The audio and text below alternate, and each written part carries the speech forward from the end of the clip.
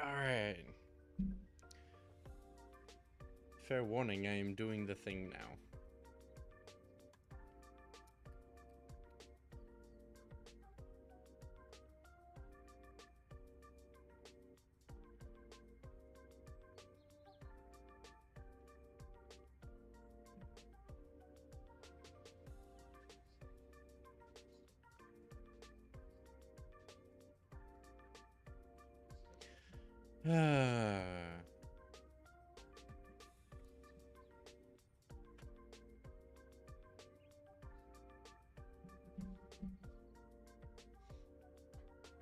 All of the places to put things. Woo.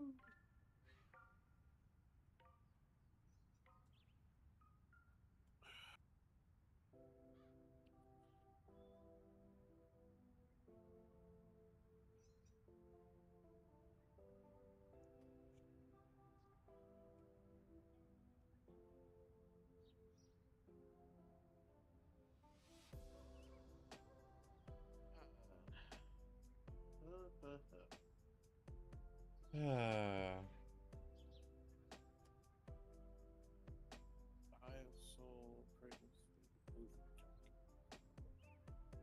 Increase moving speed. The target moving while aiming down sights.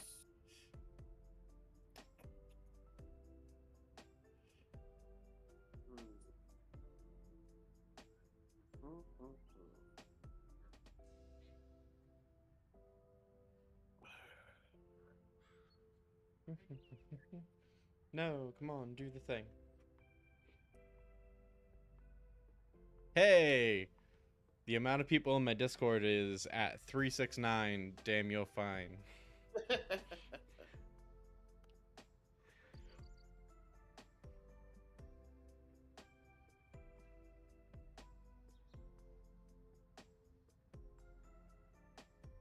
me rocket rocket to me one more time. Get low.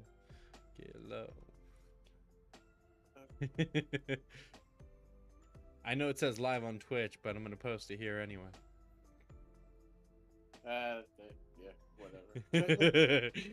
Active shrug. Yeah. Okay. I'm gonna try something like that. What you trying? I'm breaking out tractor cannon Okay.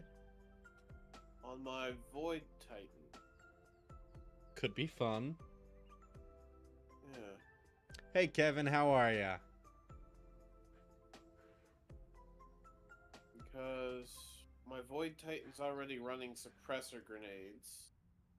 And tractor cannon's suppressing ability and blowback. Think it might be on some.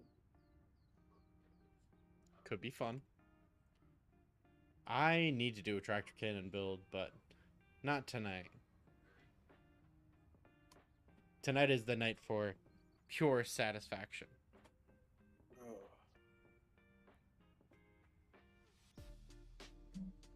The way I said that makes it sound bad. Just now realizing this. It's not incorrect, but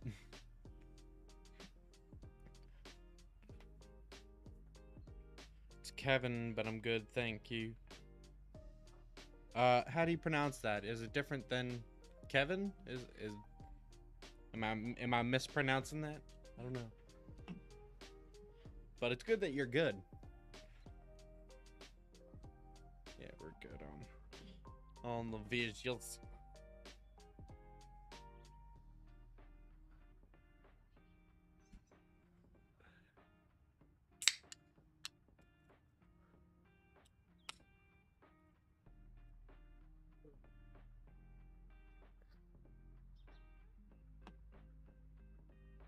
Okay.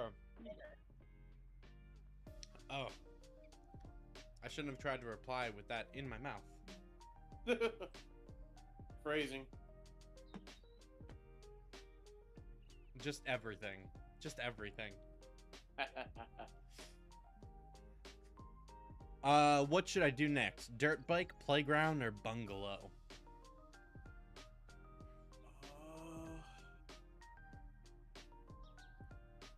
playground's gonna take you a while. Very much so. Right. Start off small with the dirt bike and warm up with the dirt bike, and then go to the playground. Okay, I can do that. Gotta be something up with my dirt bike. You see, I'm one of life's winners. Every morning I put 4 slices of bread in the toaster, but only eat the slice that pops up first. When I have a coffee, I only drink the bit that wins the race to my mouth. But on this bike, I always finish dead last. I'm wondering if there's mud stuck to the manifest or whatever it is, slowing me down. I'm also kind of superstitious, so I haven't cleaned the thing in over 15 years. I swear the text in this game is just all memes. All memes all day. Oh, have you seen the deep lore dive behind the story of this game? I haven't.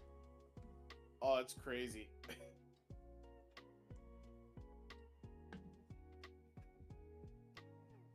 Believe it or not, I've actually seen very little about this game. I am very surprised. In the sense of like actual gameplay. Okay.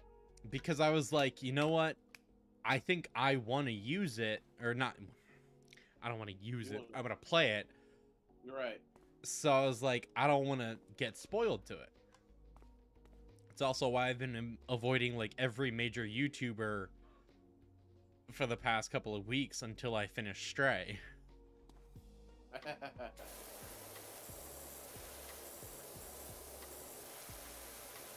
I like that it... Sorry, what was that? Stray looks like the kind of game that I get Katrina for Christmas and let her play. It is very good. I don't doubt it. It's just not your cup of tea.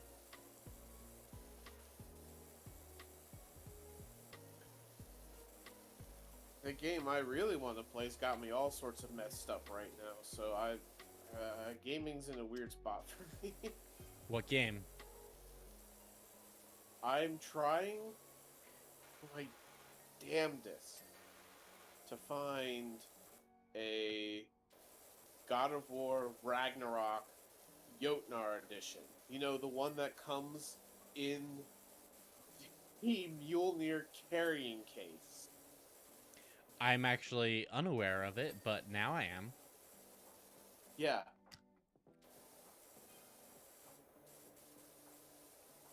GameStop, my local GameStop ordered like 2, and they both sold out as soon as pre-orders were available. I mean, with only 2, I could imagine why. And I mean, why is GameStop ordering 2 when just... And then I tried looking around at other stores. My local Best Buy has it for pre-order, but unlike GameStop, you have to pay in full with your pre-order. You can't do a payment plan on it. Ah.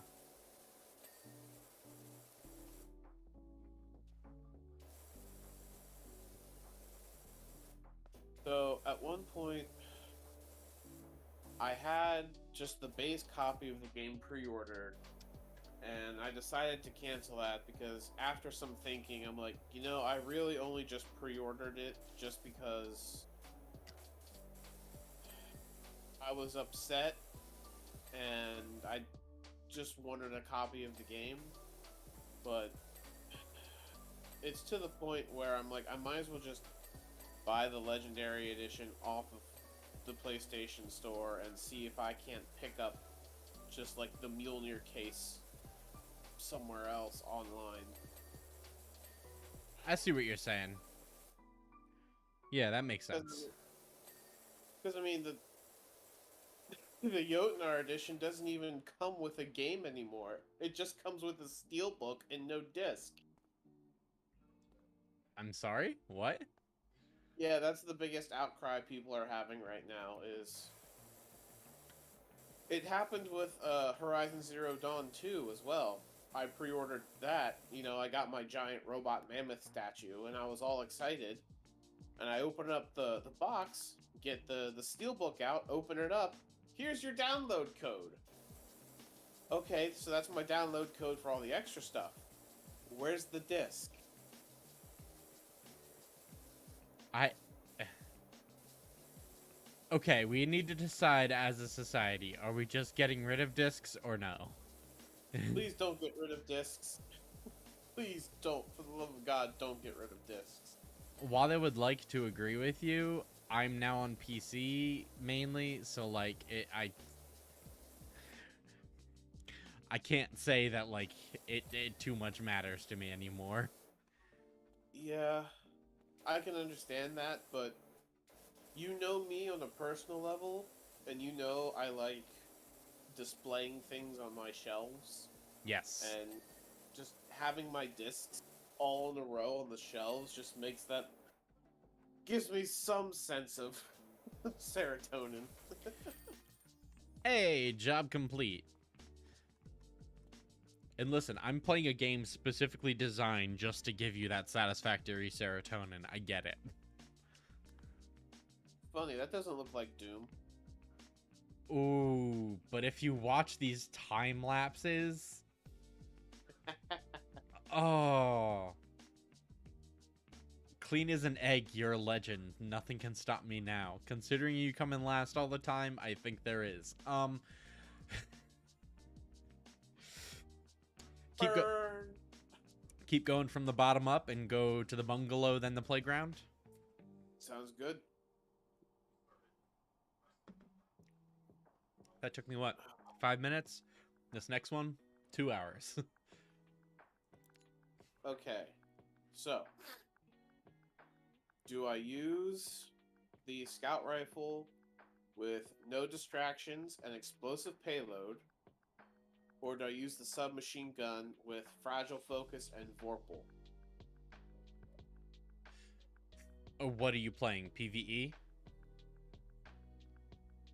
Jesse, think about that sentence. That's okay. Scout rifle.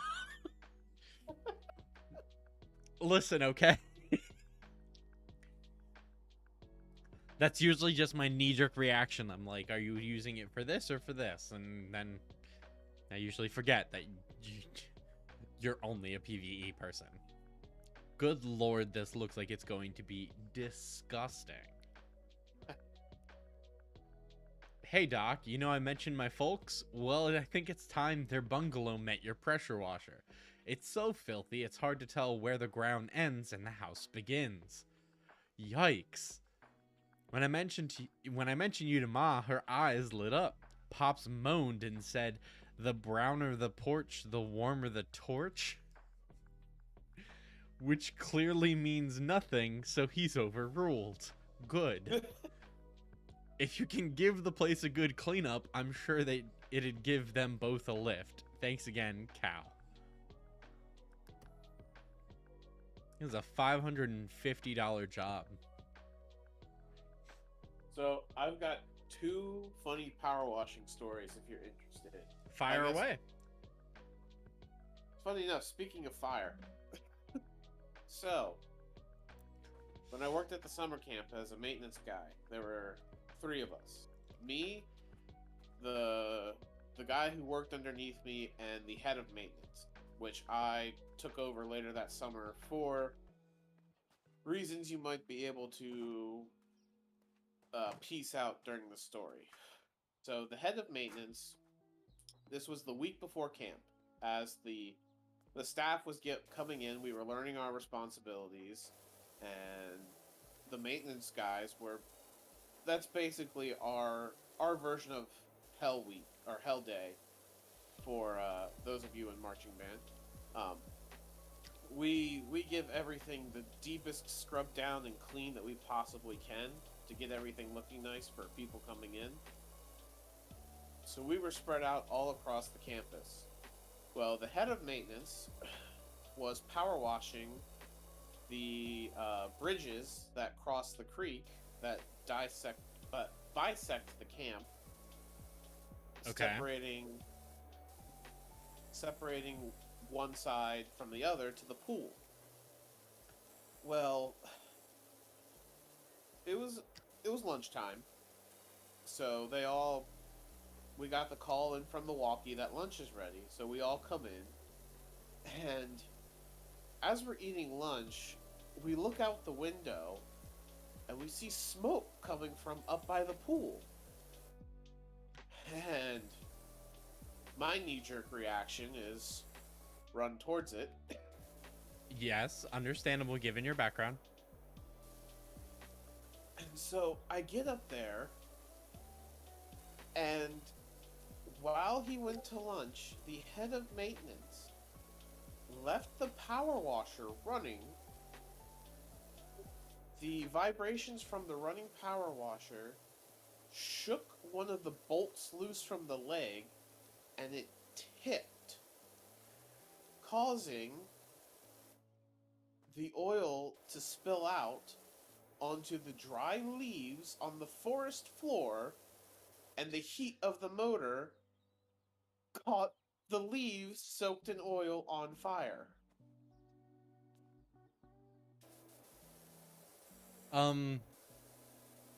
Please tell me they weren't allowed to use the power washer again after that.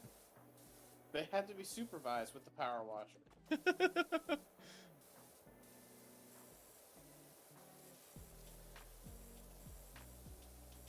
Second funny power washer story. That. So, we do a secondary clean week for camp during the week of July 4th. We don't have any camps. The staff isn't required to stay, but those who do get paid overtime. Or holiday pay or something like that for the entire week. I mean, so I wouldn't argue with it. The majority of us are like, yeah, we're staying. So maintenance is doing as maintenance does and running around like crazy, cleaning and fixing places that we normally couldn't get to while we had campers around. So we ran the power washer up to the pool for the lifeguards to power wash the pool deck, the concrete around the pool. Well, we had a day camp stop in one day. They were doing a nature walk through one of the trails, and they were supposed to end up at the pool afterwards because the trail kind of loops back around the camp and ends up at the pool. Mm-hmm. So here, the lifeguards were only part-time. Okay. Because they were minors still, and they were locals to the area. So if they needed anything, they could just be called back in, sort of deal. Okay. So our lifeguards, not knowing that there was a day camp coming in after that they had left, well, one of them, power washed his name into the concrete, and then the most detailed phallic symbol I have ever seen power washed into concrete. And these kids were like, I want to say 3rd grade at oldest. So it was his name, and then the power washed phallic symbol right beside it. Luckily, they had moved the power washer into the pump shed because they were going to come back and finish the next day. So I got to the pool first, and I had So I basically had to have the other maintenance guy run distraction on the kids while I was there with the power washer trying my best to hide what had been left behind. Wow. Wow. It's a good joke. It's a great joke, even.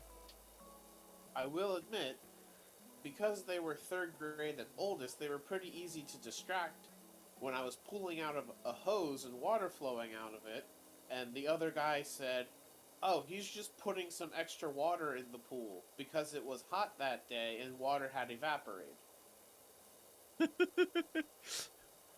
So, most of them bought it. And the other half just didn't care. Because why would they? I doubt they thought, you know what, we're gonna see a nice big, how'd you put it? A phallus? A phallic symbol? We're gonna see a nice phallus power washed into the pool deck. I doubt they had that on their mind as in the realm of possibility. Half of them bought it. The other half were too distracted by the frogs that live up by the pool. That would be me. Frogs would be me. Frogs would... Yeah, so those are my two fun power washing stories. You have any fun power washing stories, Jesse? Not really. I sadly have only power washed a couple of things in my lifetime. Actually, wait, yes, there is one. I almost broke my neck with one. Okay. I don't mean for the rude reaction, but let's see what you got. Ended up having to power wash my parents' RV. I'm sure you can kind of tell where this ends up. Don't tell me you were on the roof with the power washer and almost slipped. Ding, ding, ding. Oh, Jesse. And of course, me being me was like, you know what? It's not going to be long enough a time period that I would use a tie down. I'll just go up there. It'll be quick and easy. Oops. It didn't help that I was barefoot. Jesse! Listen, self-preservation isn't my strong suit. Look, that's supposed to be my weakness, alright? Only one of us can have that weakness. Why can't we share? We're good enough friends. Because we can share. Look, we already have joint custody of the brain cell. We don't need anything else on that list. Listen, okay? Okay, but this is so good. This is one of those moments of, this is such a nice green, and you would never have known that it was this pure of a color before this.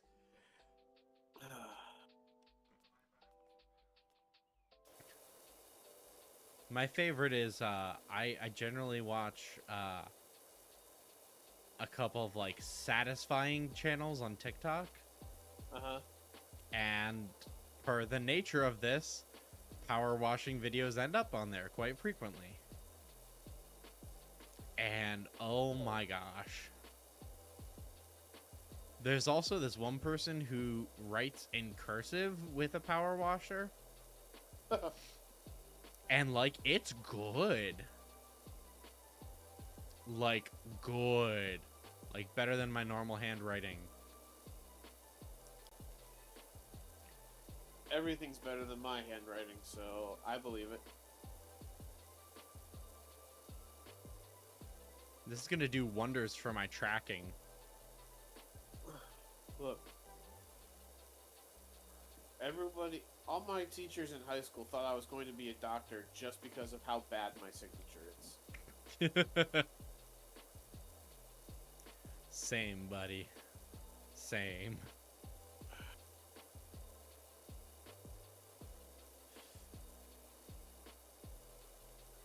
Oof. I just realized I'm on the ledge. So I'm gonna switch sides and not do that.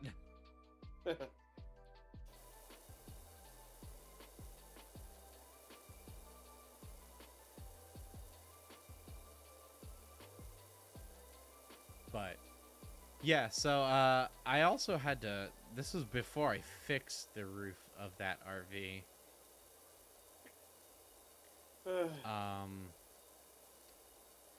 But it probably was better that it was, because they had there's a dome above the bathroom that ended up getting cracked. And this dome in and of itself, RV stuff's expensive. Oh yeah. This dome in and of itself had to be special ordered online. And it was around $400 just for the part. Jeez. And it was just like a polyurethane dome that you stick over the shower. Right.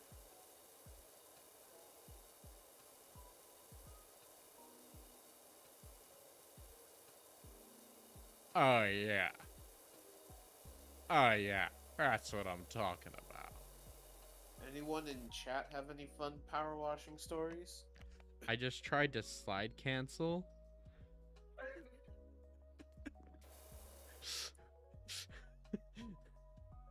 Jesse, there's no PvP mode in this. There's no Chill. PvP in PowerWash. Oh no. Oops. Goodbye. Up the ladder. Up the ladder.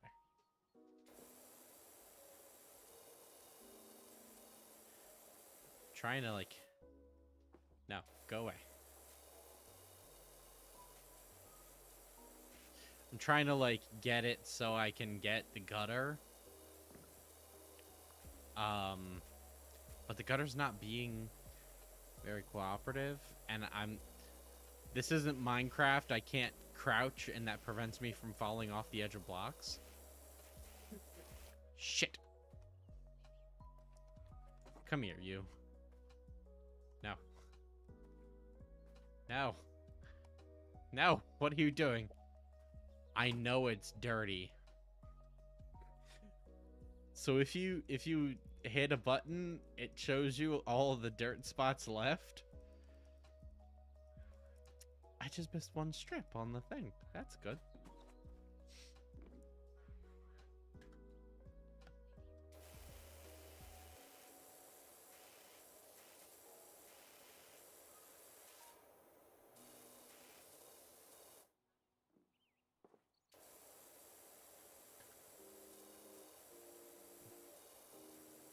Alright.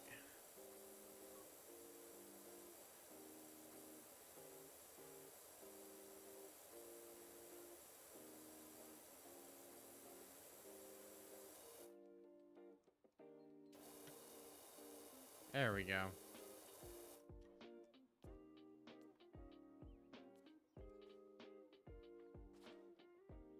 Apparently I can't break my legs in this game.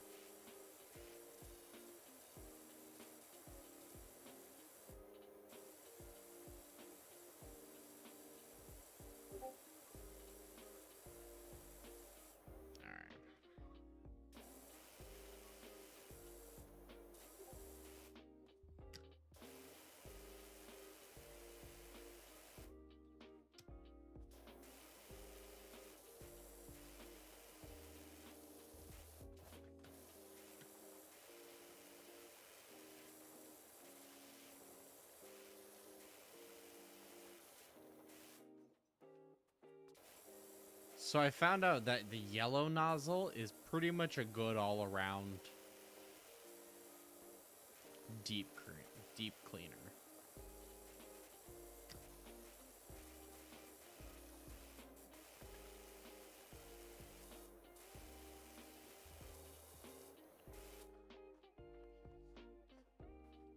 Okay.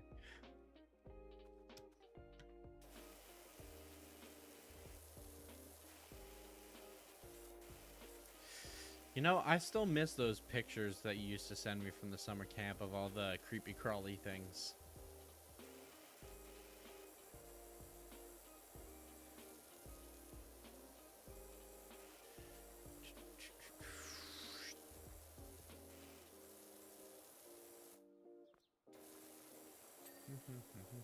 Hey, there we go. Drain pipe. Done.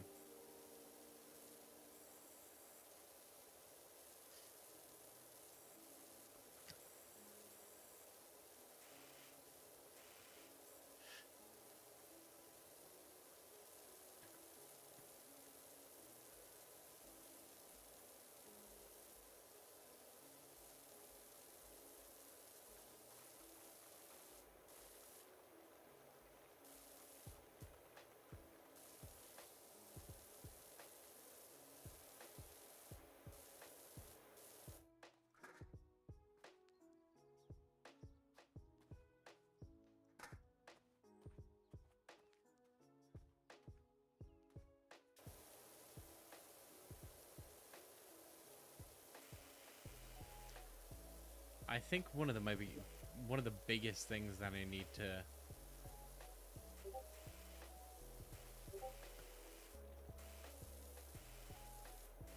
finagle is the outlining.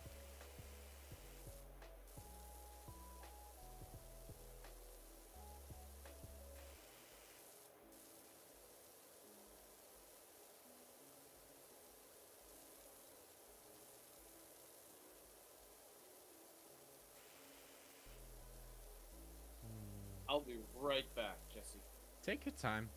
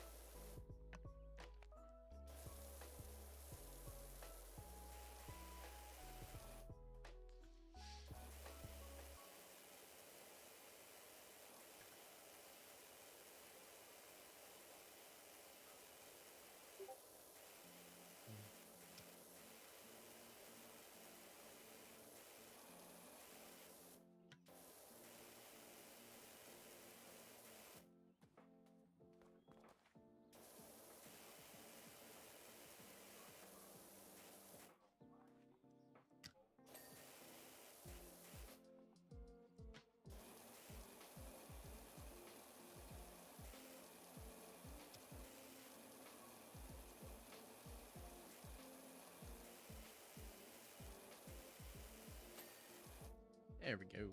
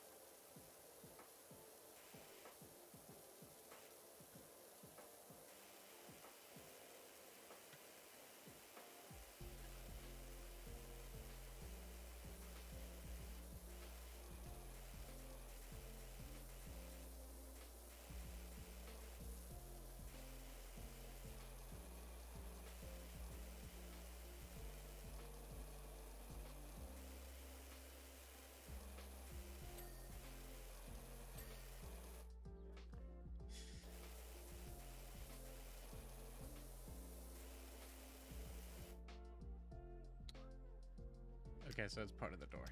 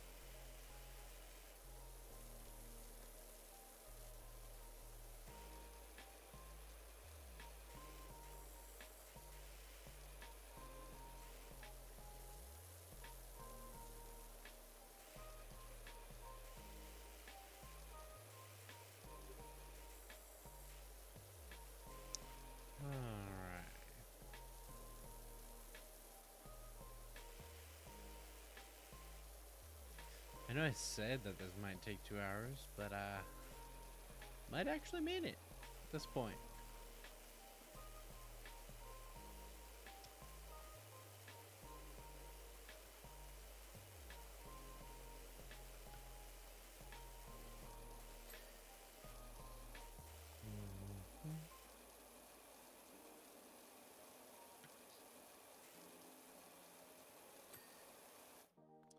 There we go. Almost done with the front side of the house. There we go. Hey! Nice. Am back. Hello, back. I'm Dad.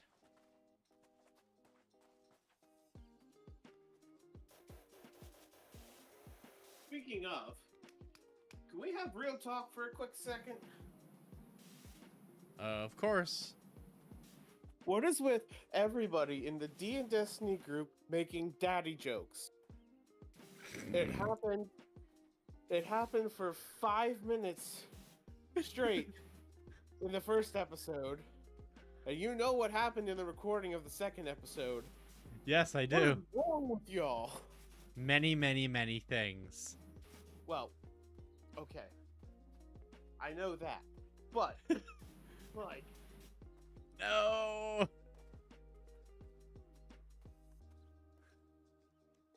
Perch, I lost my ball. ugh. It all happens to the best of us eventually.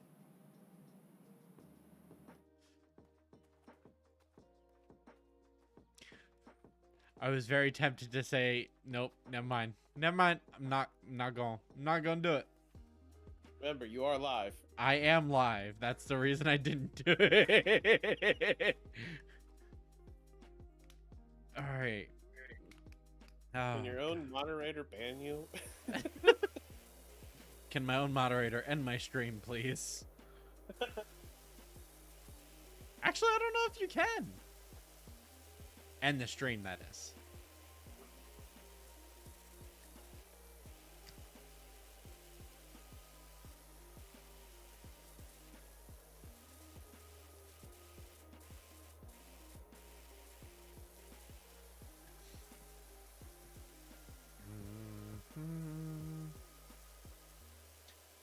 But honestly, I don't know why the D and Destiny group just fixated on dad jokes.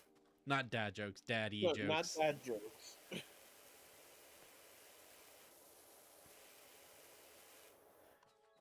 Listen, I just work here, man.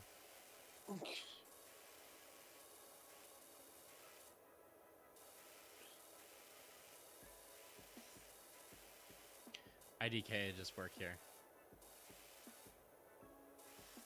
Me every night at Redders while somebody was yelling at me.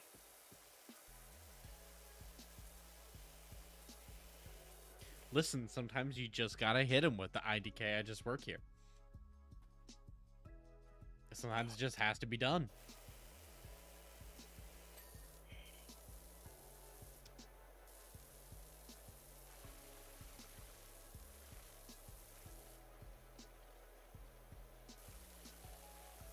Yeah. You do not want to be on shift the night that they raise coffee prices.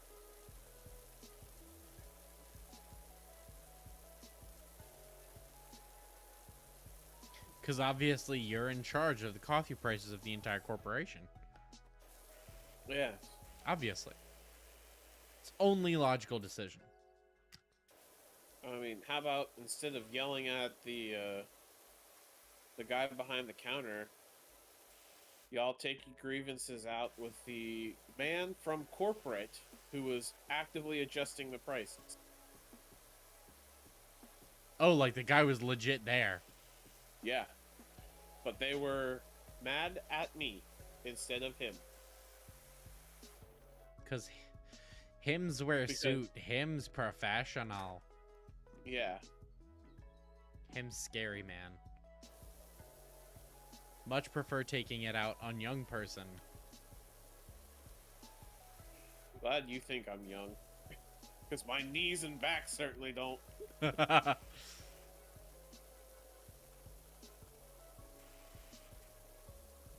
I feel that in the knees department mainly, but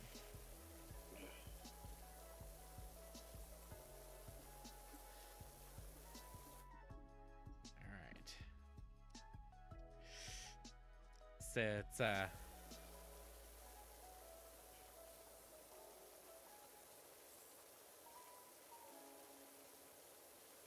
Excuse me. adorable.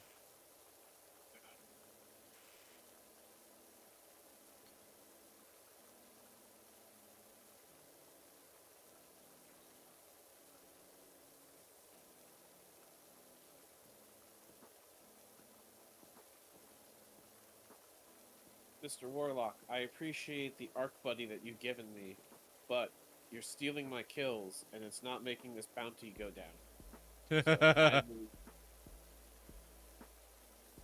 So kindly go away. In the words of the Boondock Saints, finally make like a tree and get the fuck out of here. Show I never watched. Not the show. I'm talking about the movie. Okay. It's been a while since I've seen it. Mm-hmm. The show I rarely watched. Wasn't my thing.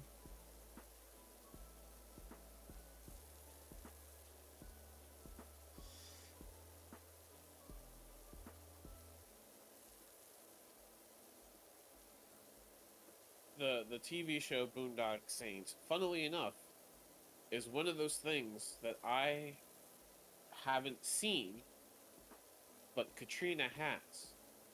Really? Usually it's the other way around. I was gonna say, usually in my experience with you both, that is the case. And you can tell her I said that. I'll just show her the VOD.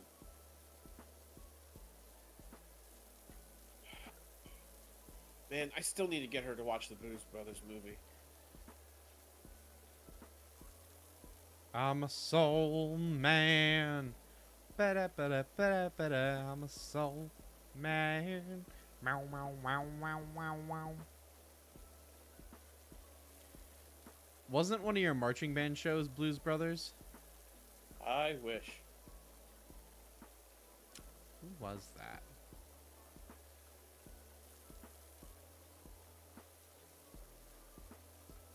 Because I swear someone I know had a marching band show in high school that was Blues Brothers. Which I thought was a dope show idea. Oh, yeah. Probably not going to get as much like title recognition or name recognition as some shows, but It's probably a show more for the parents. And You're if not they were wrong. competing, it was probably more of a show for the judges, too. yeah. Because that's the one thing with competitive marching bands. You can always tell the shows that are just for the other bands and the shows that are for the judges and the parents. Yeah. And sometimes if you have a good show writer, they'll at least make you question which one it is. Yeah. Is it one? Is it the other? Is it maybe both?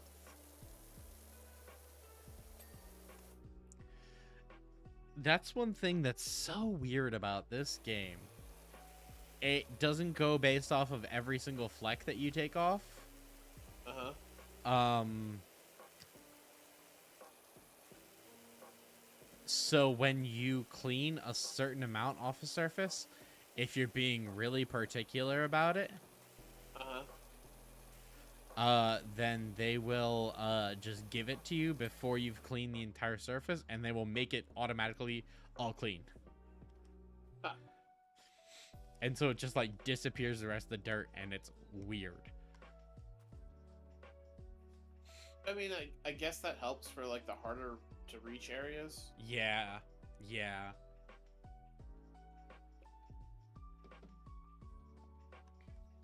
Are you in the stream at the moment? I am. Just look at this difference on this corner right here. Oh yeah. I've It's seen insane. plenty of people play this game. Yeah, it's crazy. Nope. Nope. Nope. Mantle. Damn it. Mantle. There are no PvP mechanics in PowerWash Simulator, Jesse. It's not supposed to be PvP to climb on something.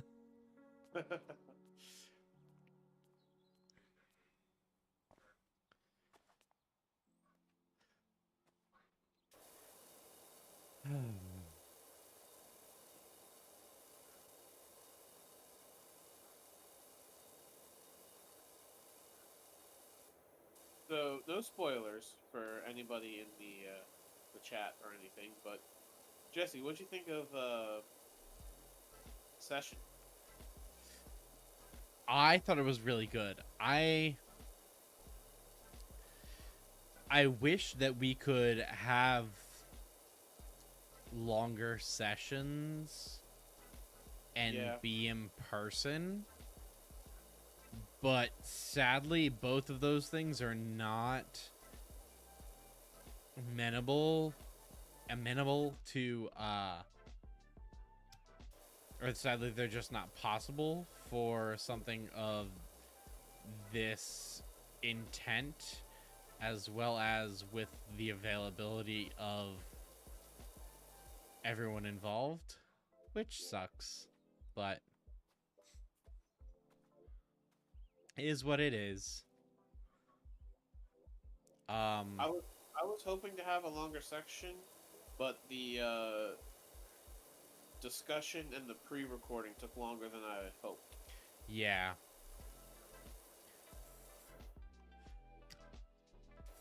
Which, understandable.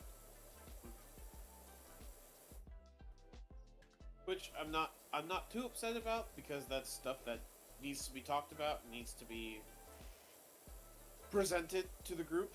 Yeah, those logistics are sadly some of the more important things that come when dealing with working on projects like this. Yeah. But I'm glad that everybody understands how important those logistics are. yes. Because it's not like we were goofing off during those discussions. Those were very good debates and talks, and ideas were being thrown around. Yeah. Yeah, I was gonna say, I wouldn't even consider them debates or anything like that. Just... Yeah, that was the first word that came to my mind. yeah.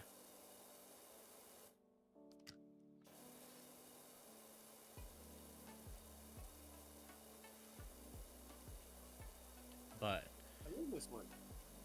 Miss Wendy...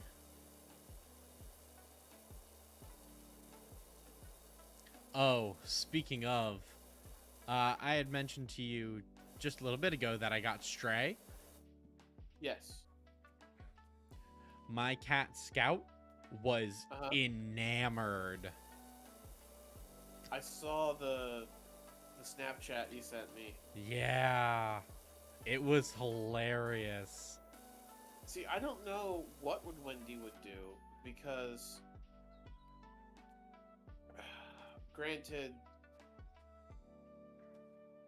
things weren't done in the best manner while trying to introduce her to Cloud, and she did not like Cloud. So we don't know if she likes other cats or not. Understandable. So we don't know what would happen if we, put Stray up on the TV and just started playing it.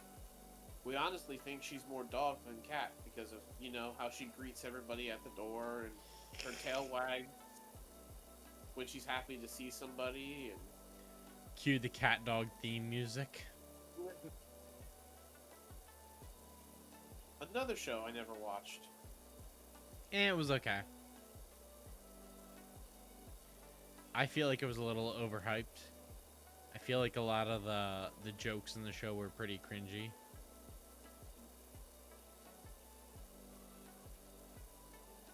Funnily enough, another show I never watched, but yet Katrina has.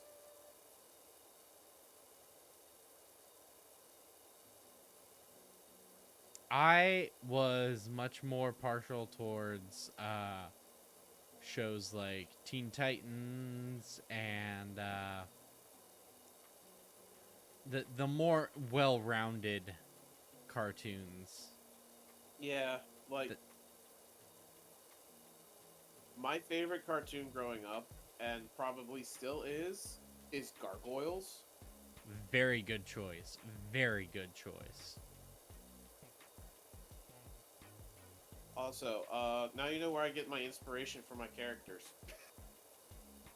They're just all clones of Goliath, and now you can never unsee that. You're welcome.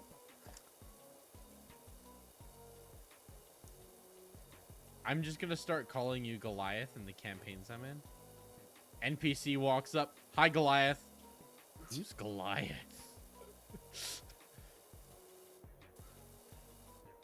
Jesse, it doesn't work when I'm DMing. I don't believe you. Hello, Goliath. I have a name. That's just my race. Make it awkward for everybody.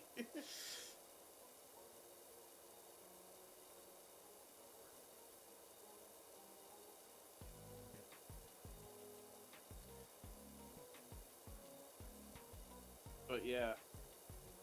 Teen Titans was one that I was a fan of, I will admit.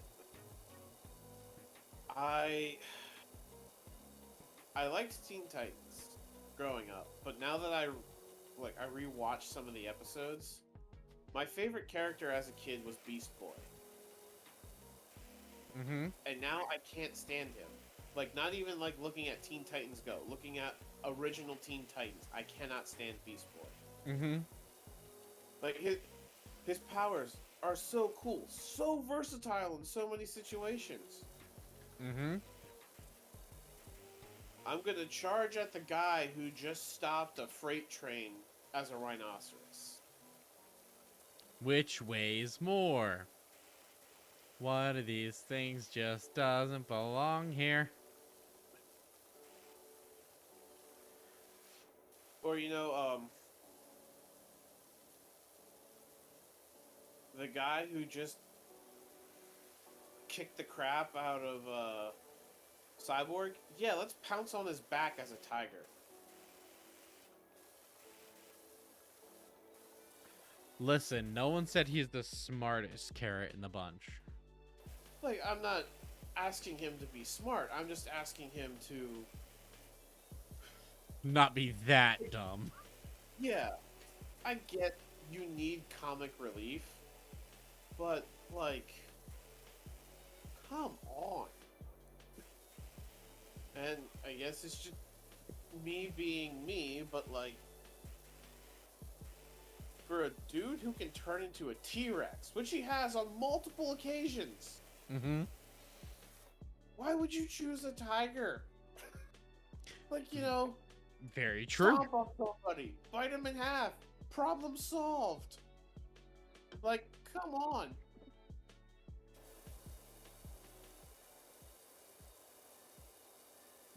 I don't know, that's me and my quote-unquote violent ways of thinking, but, like... Listen, if you have a more efficient way to do the job, why are you doing the job the other way? If you have a way to become a T-Rex and stomp on your enemies, why go smaller? Right.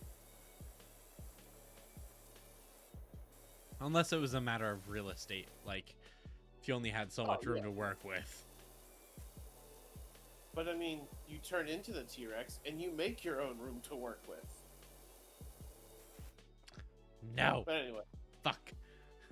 Fell off the roof. Ah. Broke my ankles. I'm just kidding. If you had to pick a favorite younger superhero now, not even necessarily from Teen Titans.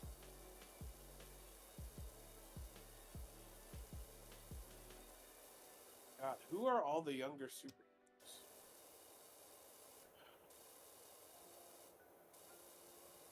I know there's the Young Avengers.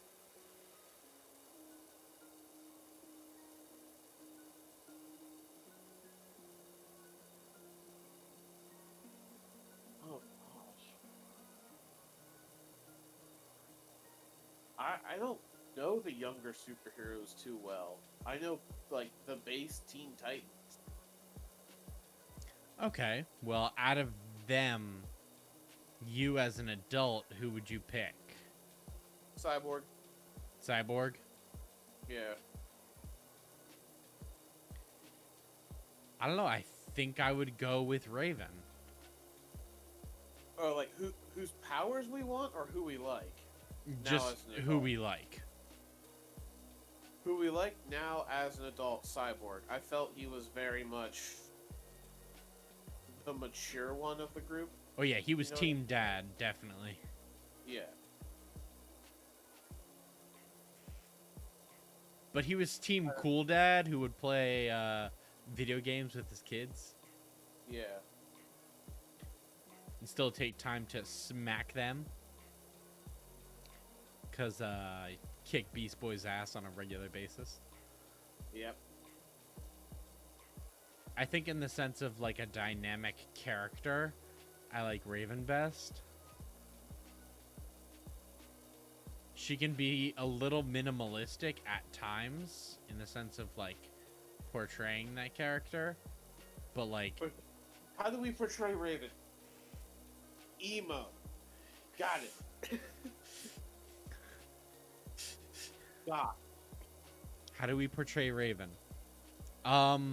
Let's see. Ever seen a Raven? Yes. Think of that, but a person. Okay, got it. Think of that, but with a demon living inside of her. True, though. And an abusive, quote-unquote, dad? Yeah. Yeah. There's a lot going on there, let's be honest here. Raven's backstory is just how to traumatize a person 101. And I don't even just mean her backstory, I mean what she does to some people sometimes. Yeah.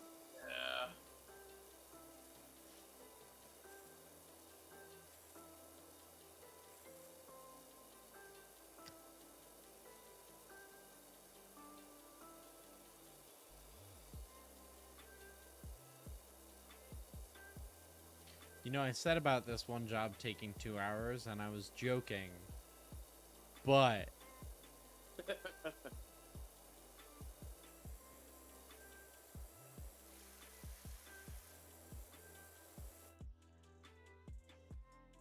and I'm making good progress. Don't Yeah. get me wrong. But also,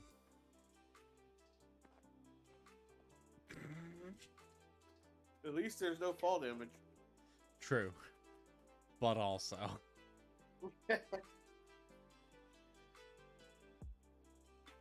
Yikes.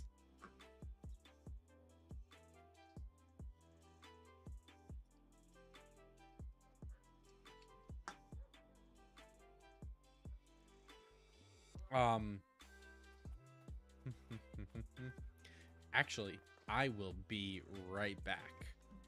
Okay.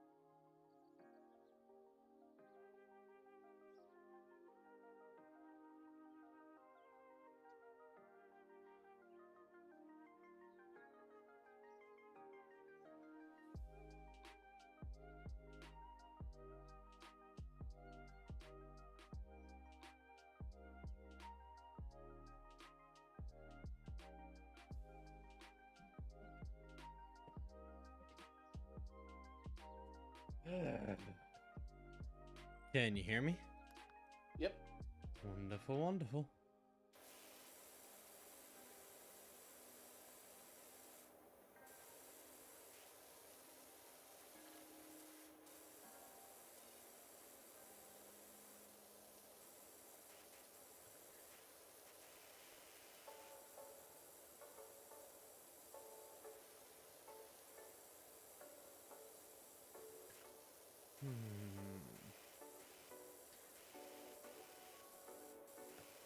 Part of this makes me want to go out and pressure wash something IRL.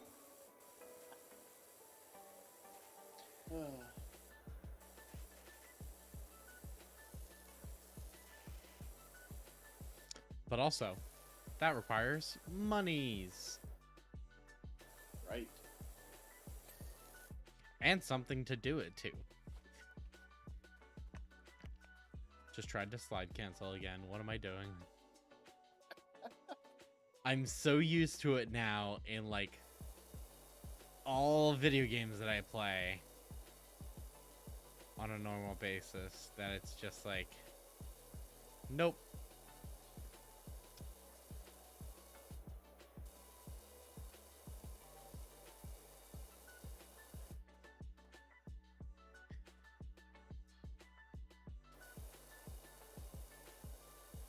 All right.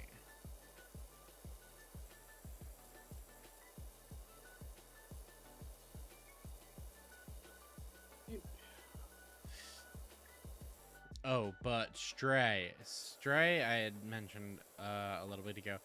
Scout going nuts about it. Hold on one sec. You okay?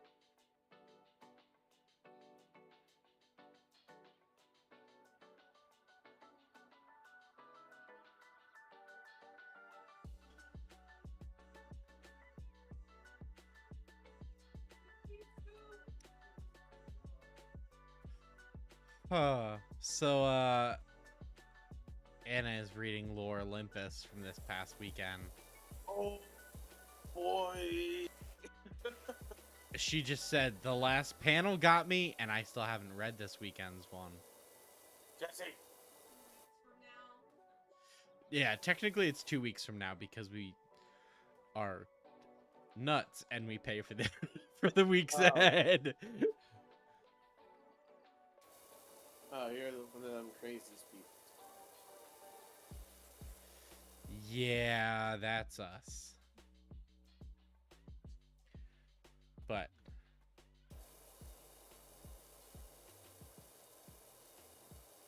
apparently the one 2 weeks from now is absolutely nuts. Specifically the last panel of it.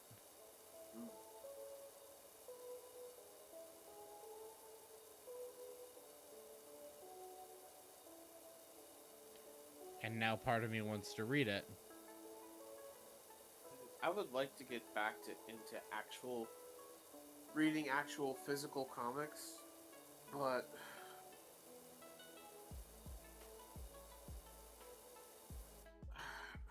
it's just so expensive. Understand? I have a cat. Hi, cat. Hello. Hi. No, thank you.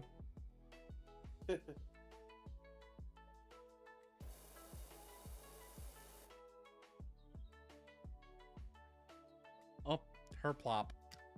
She's gonna spend time with us. Woo. All right, Jesse. Archetype. Do I run Duality or Risk Runner? Arctitan? Yeah. I vote Risk Runner. Okay. Unless you had something else prepped for your exotic slot. Well, it was Striga, but with Arc 3.0 coming out soon, I figure dig out Risk Runner and just refamiliarize myself with that. It's a good gun. It is. Risk Runner is just an overall good weapon. Especially if you're facing Taken. Taken or Hive. True, true. What was I gonna say? I feel like it's got the largest magazine of any SMG. Well, I mean, it instantly refills itself too, so it doesn't really...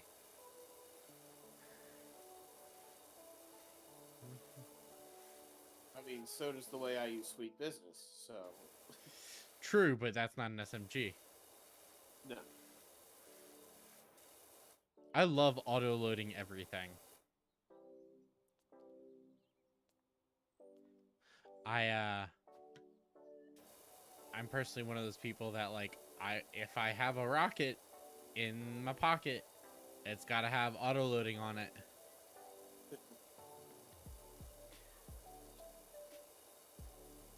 I heard the giggle, by the way. Don't take it how it sounded. Take it how I meant it.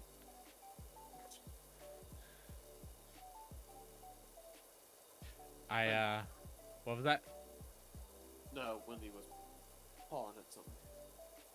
Miss Wendy. Miss Wendy, you want to come meet Scout?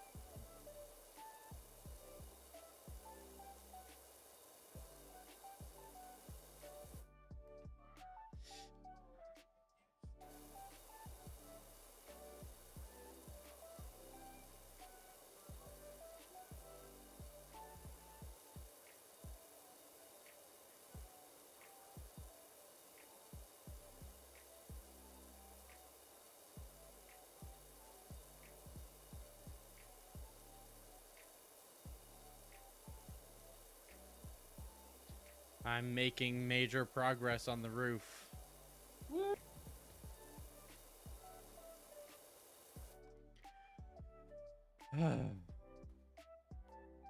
Just this last section.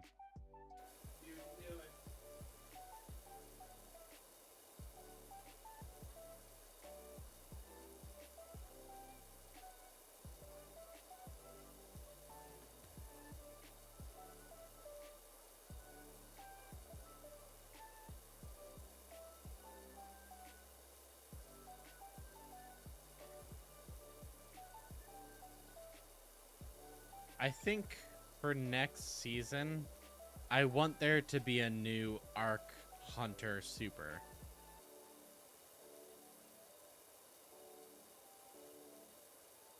You know, I will admit, I feel like the Arc Hunter subclass is one of the weaker ones. Well, it also doesn't help that it's... Arc Hunter is basically only ever used for PvP. Right. There it's one of the strongest in the sense of competitive styles. Yeah, because you can block bullets. Well, not even just the super, Arc Hunter is like the top used PvP subclass for Hunter. Well, correction, it was. I don't know if it is now. But like, as of last season, Arc Hunter was still in the lead by like quite a bit.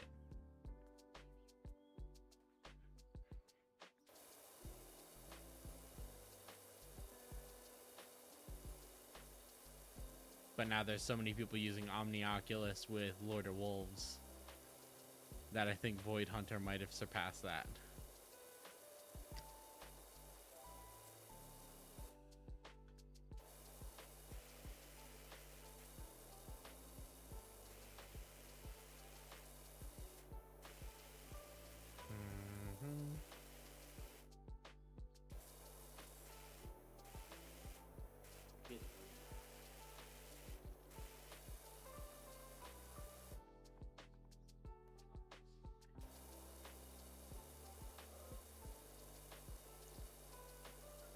Roof almost done. Woo! apparently even Pops is out in his rocking chair now and having a look. Oh?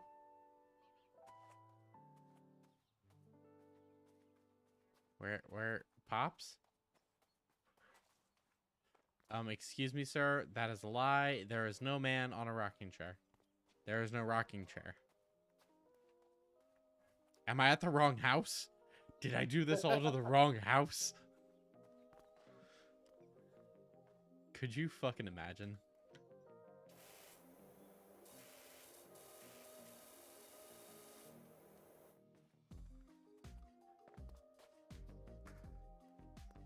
So with the news of a returning raid, which one do you think it is? I think King's Fall is the one that makes the most sense. From what I've heard. I agree. Bungalow roof cleaned. Yes. But I'm also in a weird position where I can only go based off of certain things that I hear because I wasn't playing in that time period. So I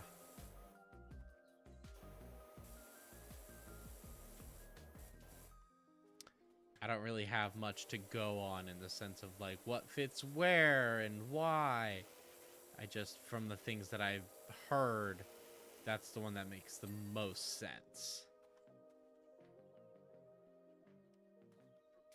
So I don't know if I'm on the money, if I'm completely way off. No, I think King's Fall makes the most sense. I honestly don't even really know where Wrath of the Machine fit in the story. Wrath of the Machine, that was part of the last DLC for Destiny 1. So if anything, it would have fit better when we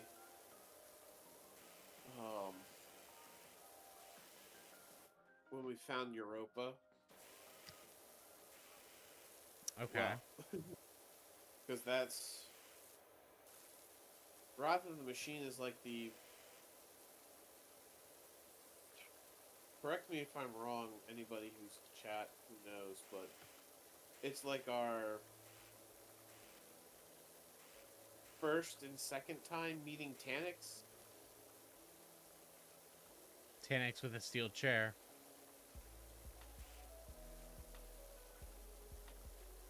But okay.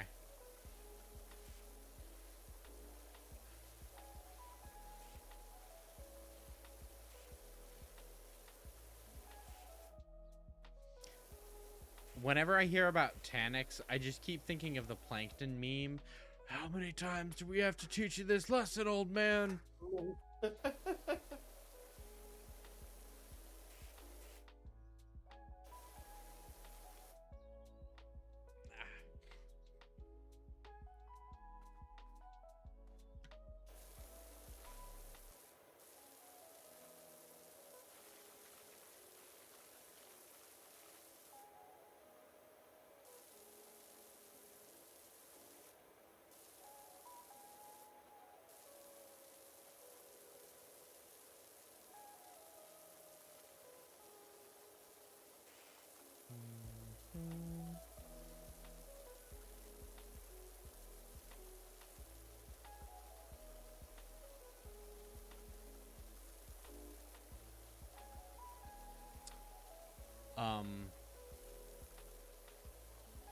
I want a new subclass that gives me the giant hive axe. The one that the new Nightfall boss uses? Yeah. Gosh, what's his name? A la cool. Yeah.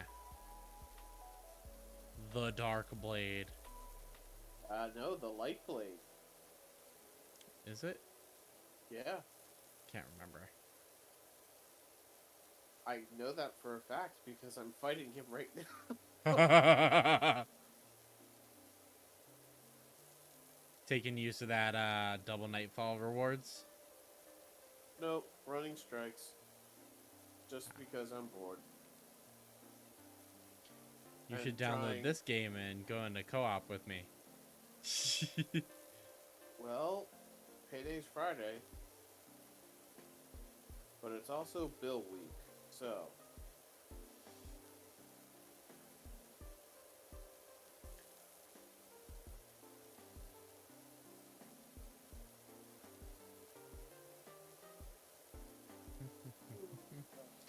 All I'm saying is I won't pressure you, but also it's significantly cheaper than getting a new game in most other game formats, and they're continually expanding it. Wow, way to play on my heartstrings for not being able to get the Oatmeal edition. I mean, that's not how I was going for it, but if it works, did it work? Is it working?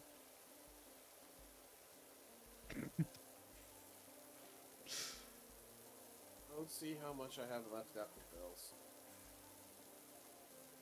Sounds good to me.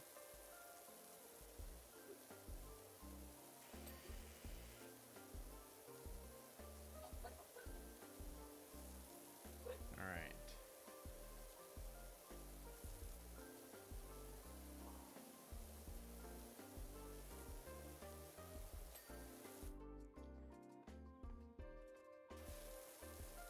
Now that I'm in a rhythm and I have the roof done, things seem to be going much quicker. There you go.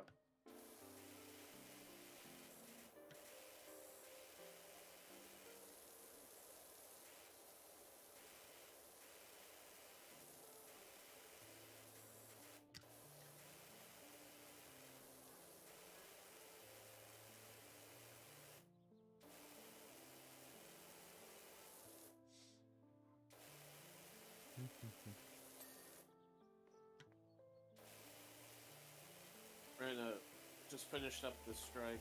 I'm playing my Arc Titan, and another random is playing an Arc Titan, and the third of the group is playing an Arc Warlock, and there's so much lightning on the screen right now. It's blue.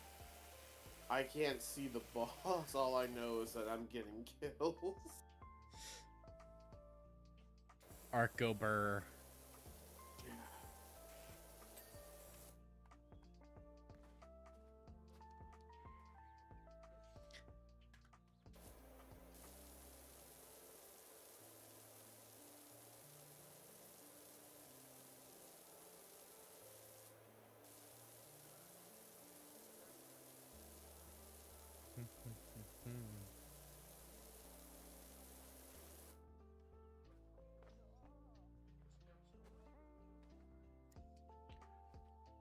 It sounded like they threw in the sound effect of an old man. But I'm listening to music that doesn't go with this game. I was like, is that Grandpa out on his rocker? And then I was like, wait, this isn't supposed to go. Sounds like, Jesse, you're off your rocker. Oh, I never had one. It's okay.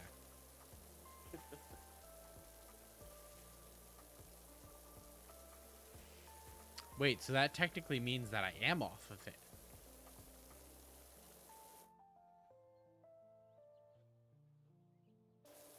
Yeah.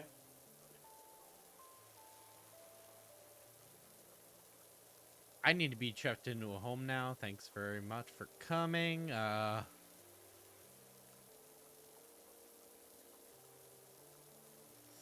really should just get the soap that makes this easier and call it a day. But that soap costs money to use. And we're all about profits here, baby.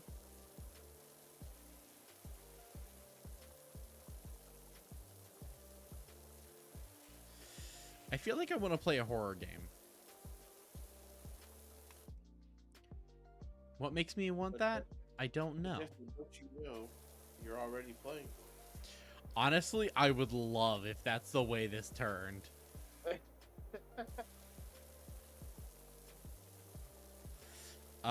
There's a game that I'm tempted to get. I forget what it's called, but basically you're in a bathroom and it's like a situational horror. And there's like 12 different endings to the game. And it's a very short game, but you have to try and escape. You're like trapped in a bathroom at a party, and there's like a monster that's trying to get you, and there's someone in the stall next to you who's trying to help you. I don't know, it's really weird, but it's funny as can be from what I've been told about it. Hey, look at this beauty right here. Oh, I know what horror game you can play. I have to send you the information for it. Jurassic World Survive. Okay, I'm here for it.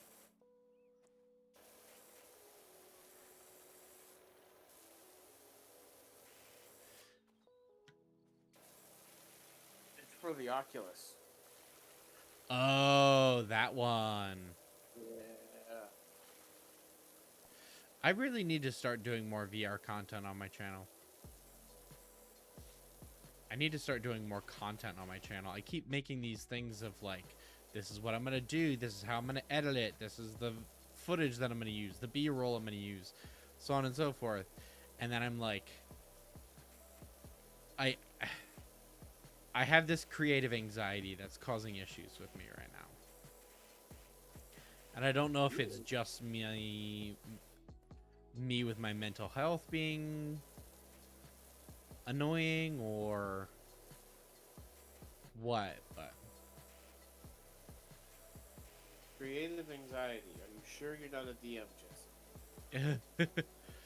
but I am. Well, not right now, sadly. I had a chance to DM something recently, and I said no because I wanted to focus more on my content, and I figured I didn't really have time to put all the effort into a game that I would feel proud of. Right. Because that's something that I'm terrified of, is if I don't feel proud of it, I know that my players are not going to enjoy it as much as they should. Right. Because I've DM'd games that I felt that way about. When I DM'd at Adventures League, and there were some weeks that I literally was thrown on the fly because I didn't get to prepare anything. It was just, okay, here's the pre-written module. You have to interpret these books for these parties.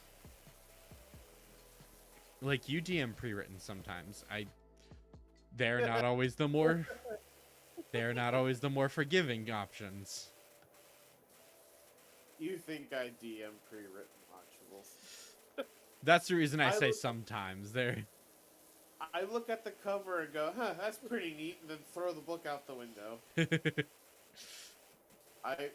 My whole strategy is get the vaguest idea of the story, get the vaguest idea of the villain and their motives, and then just fucking take the send players it out the door and say, do something. Fishy, wake up. Chrissy, wake up.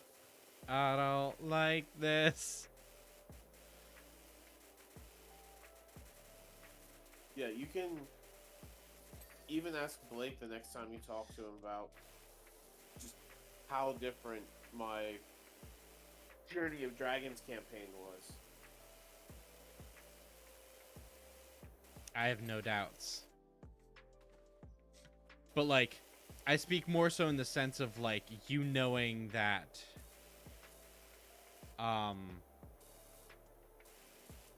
there are even though pre-written can have everything written out for you, it can be in such a vague way or such a roundabout, confusing way that, like, if you go in completely unaware, sometimes you can lead that party in the exact wrong direction with the information if you don't enter in knowing what you're doing.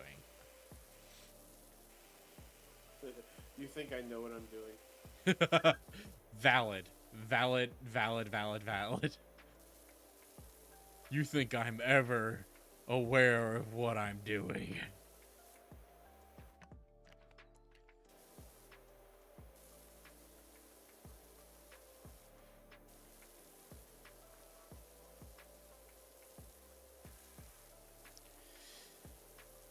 But to that point,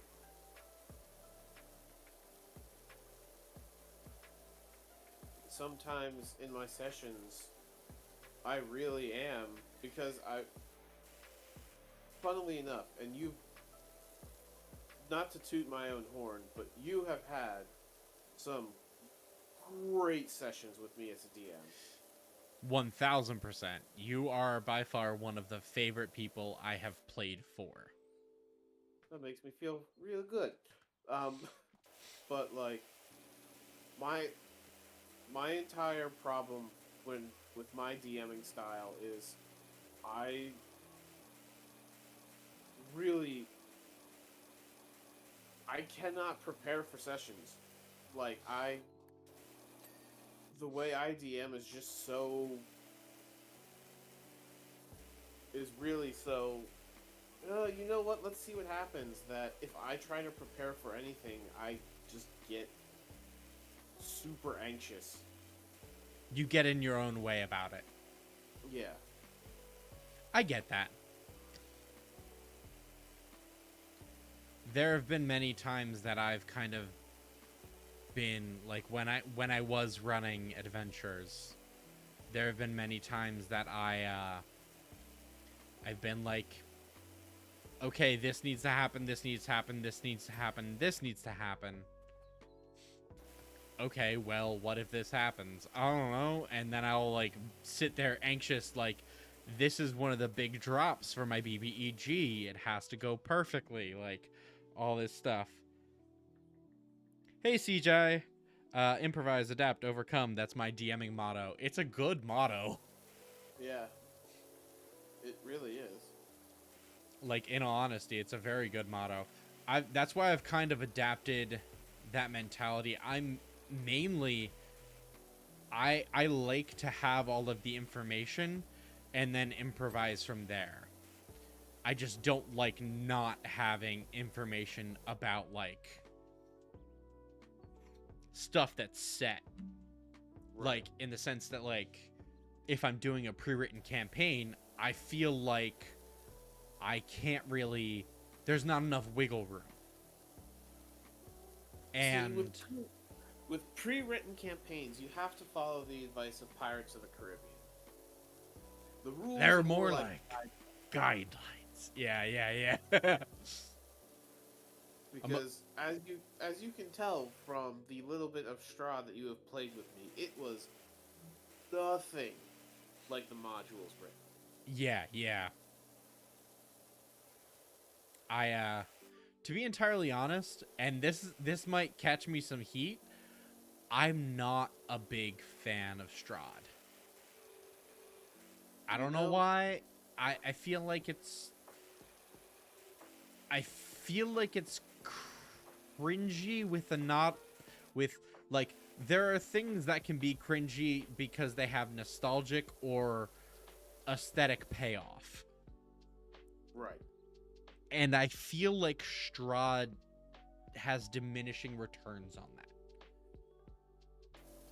And that might just be because of how, like, it's portrayed in the media, of, like, not in the media, in the community, of how, like, because I do D&D stuff on TikTok, and my TikTok For You page is, like, 80% D&D, and the rest is, like, normal gaming content and stuff like that. Like, I see a lot about Curse of Strahd. Right. And sorry, go ahead. I feel like the reason why Strahd has so much popularity behind it is because it really was, aside from, was it Horde of the Dragon Queen? Strahd was really only of the better, like, level 1 to level, like, 10 campaigns that really set you off in a dignified world with a clear villain and purpose. Yeah. When 5th edition first came out, Yeah. CJ, I also just forget what day it is and realize I haven't prepared anything as my players are walking in the door. Okay, so here's the thing. My time blindness isn't that bad. My time blindness is more so, I have to leave in 2 hours. Oh, it's 15 minutes 15 minutes after I have to be there? Fuck. I don't usually lose days. For some reason, Steam is deciding to tell me my cousin is playing Destiny 2 like 17 times since I started streaming.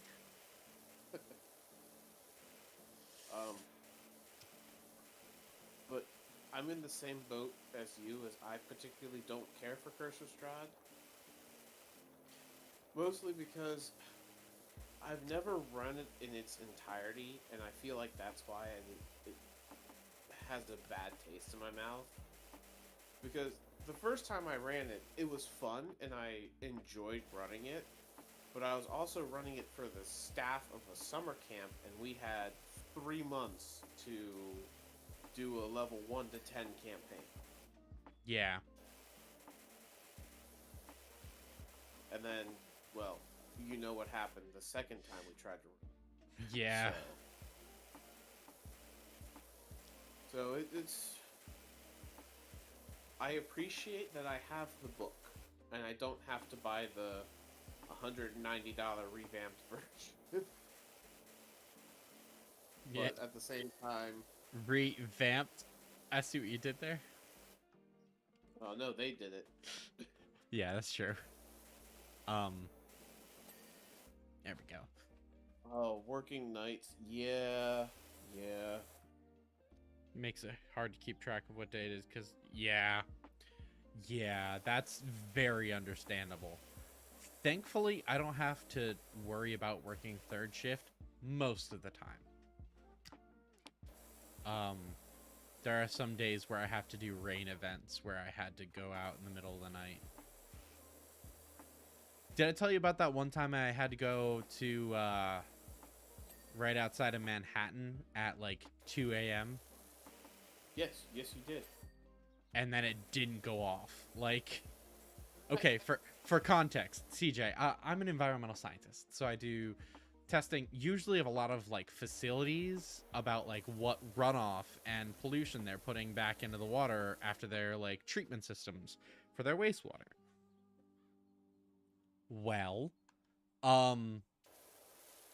there are some days that I have to do rain events that test specifically what runoff is coming from when it rains and going into the environment. So not what is coming out of the facility from their treatment plant, just what is being run off of the ground from their working areas when it rains. Because that they have a little less control over.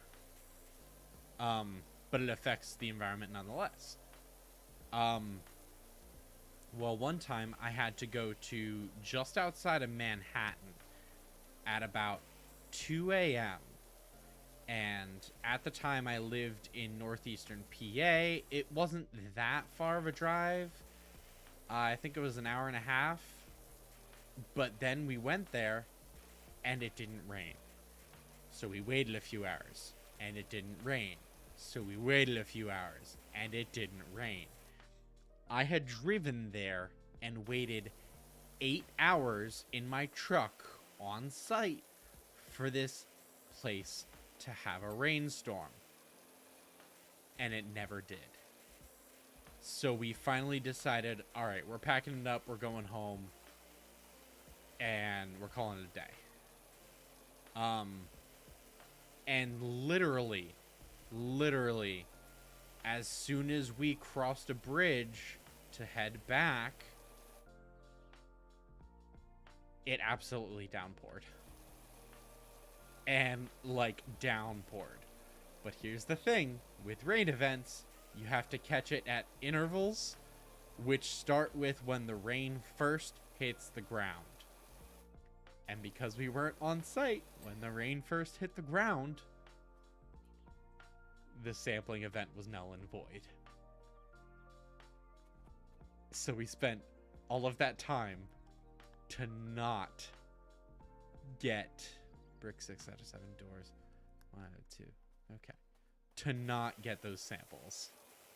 And it was horrendous. Thankfully, I only had to work third shift for a little less than a year, and I was able to get myself out of it. Oh, hated it. I feel like I would do okay with third shift, but I wouldn't thrive on third shift.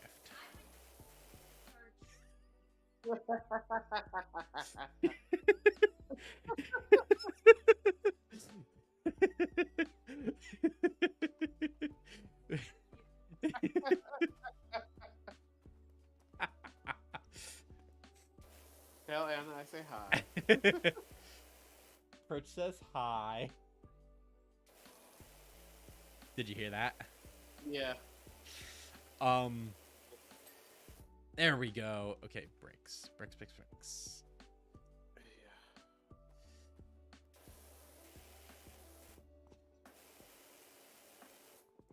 Back to what I said earlier in the stream. Work night shift the day that they raise coffee prices.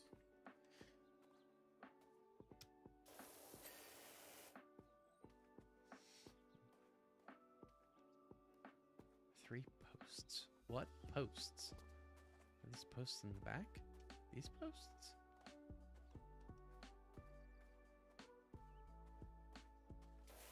Guessing so.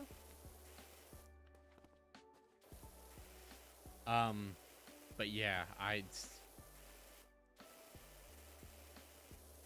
I couldn't imagine working those. And yeah, it was literally like it was waiting on us to leave. I was so angry. But at that point, I was like sick of its shit. So I said, you know what? Fuck it. Bye. And, what bricks? Oh, those are the posts.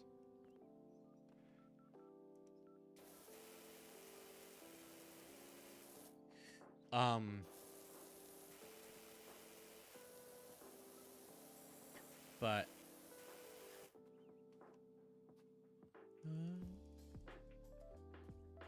where are you at, Dirt?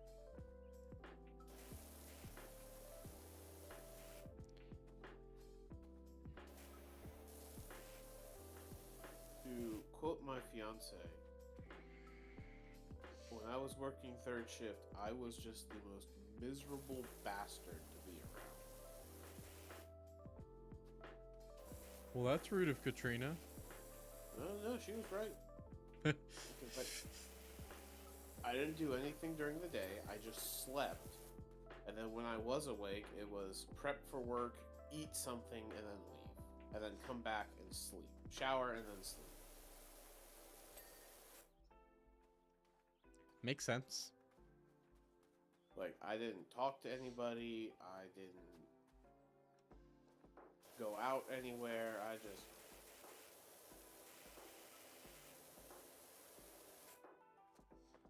That was just your life. Yep.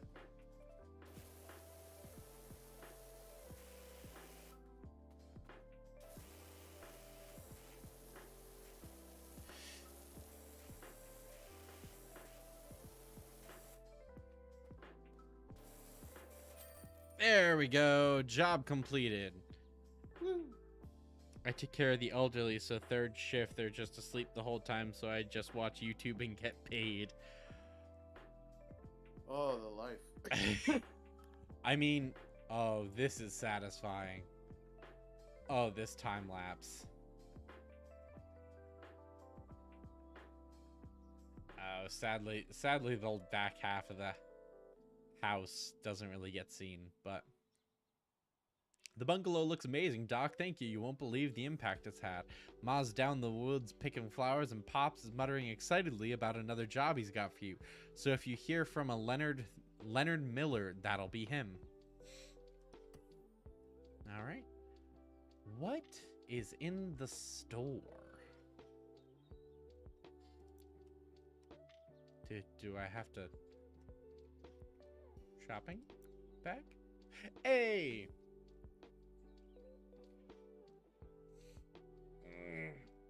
But what about you, CJ? Do you run pre-writtens or do you run homebrew? Or yes to both?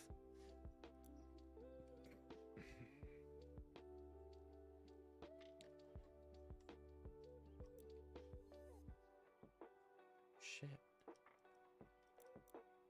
You want that professional duty. That's $5,000. How about the medium duty in the interim?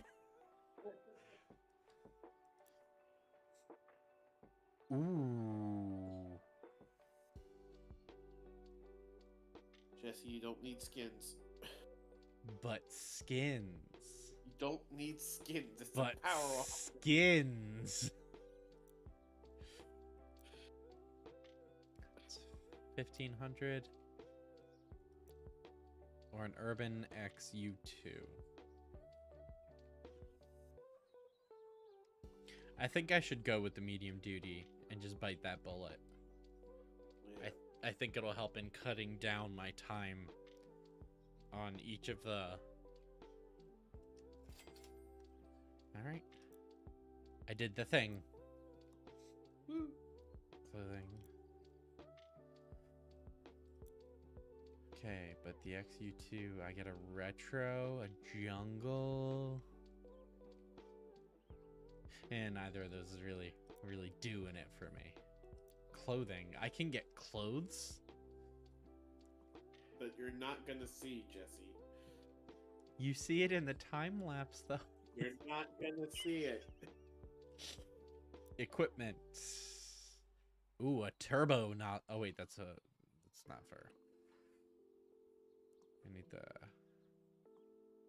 U2 turbo nozzle. $75.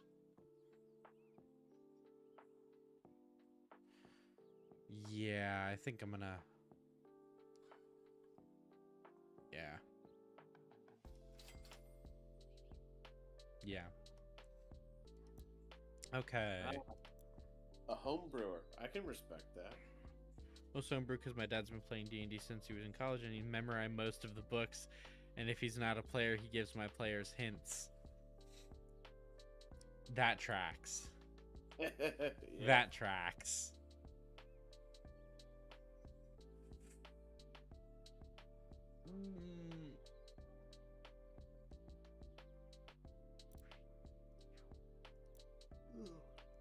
I think that's what I'm gonna stop with my equipment.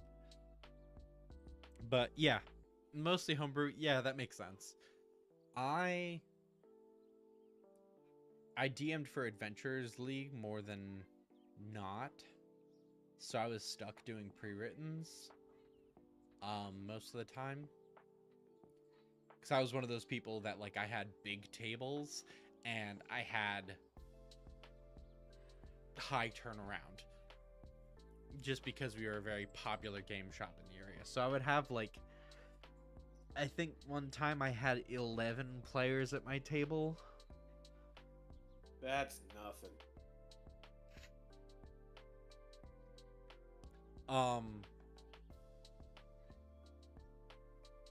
But it was, the biggest issue with it was that it was such a wide range. I had a bunch of 20-somethings. I had someone who was 76, and I had a 7-year-old. Wow. All in the same party. I've got to say, one of the hardest people to DM for was that 7-year-old, because Trying to keep the attention. trying to keep the attention, trying to watch the vernacular, because when DMing D&D, I'm generally one of those people that, like, I'll curse. Like, usually when I'm playing D&D, it's fucking tell around about with you. some friends. Like, Yeah. But trying to do it while keeping the cursing under a certain limit, while keeping the mature themes in the realm of, like, PG, while still giving that semblance of, like, danger and things like that, or having that, like, violence aspect that would keep everyone else at the table still enthralled, was so difficult. Oh, that's the worst. You have a metagaming dad. You have a metagaming dad. That's bad. But yeah, that was probably the most difficult I had in the sense of a DMing situation, but usually because of adventures, like, I had to stick with pre-writtens. Although I usually added in homebrew things for either one-shots or for character creation aspects, as long as they stayed at the table with me and my players knew that, because Adventurers League is basically sanctioned D&D, if some people aren't aware of that. So there are particular rules, so that way you could pick up your character sheet, walk to another table, sit down, and have it be per the rules, and you can literally start rolling. One shot for my nephew's birthday, 7 9-year-olds at the table. Listen, Ooh. DMing for kids there's something really fun about it. It's fun and rewarding to see their reactions and their smiles, but at the same time, it's like, for the love of God, focus. You're hurting cats. Yes. Even more so than the usual hurting cats that it takes to DM altogether. Yeah. It is magical, and that's how it was, like, even just with the one at my table. It was seeing the light up in the eyes and the smile and the laughs was amazing. And I don't know, I crave that because I'm so used to doing, like, children's theater. Like, I did children's theater when I was at university with Ragnarocker here, and you didn't do the children's theater, right? No, I am not one for the children's. I thought so, but I was magical hurting cats on coffee. Oh. Yeah, yeah, that's how you do it. But yeah, like, I love that feeling. Like, I grew up working in a daycare, and so I love getting that response from children. I think it's wonderful. But mixing that in certain mixed crowds was, like, it gave me a bit of anxiety, I'm not gonna lie, because I was afraid I was gonna say the wrong thing. Or I was going to, like, turn this kid away from D&D, or, which is, like, probably one of my worst fears. Like, I don't want to be that person and ruin this hobby that I love for anyone else, much less a kid who's barely experienced it. Like, I was their first DM. I had to help them build their first character.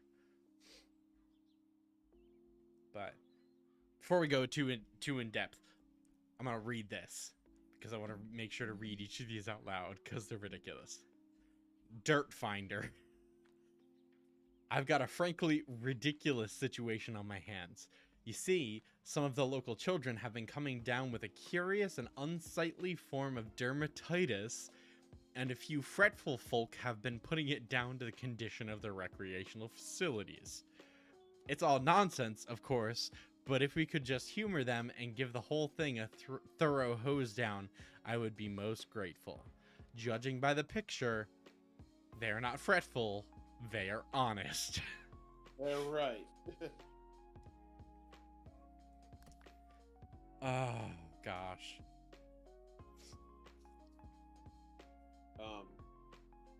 I am majorly, as Jesse can attest to, a homebrewer. Even though he was just saying I do run modules, I literally do the meme of that's a lot of words. Too bad I'm not going to read them. Yep. Okay, so the fence is not included.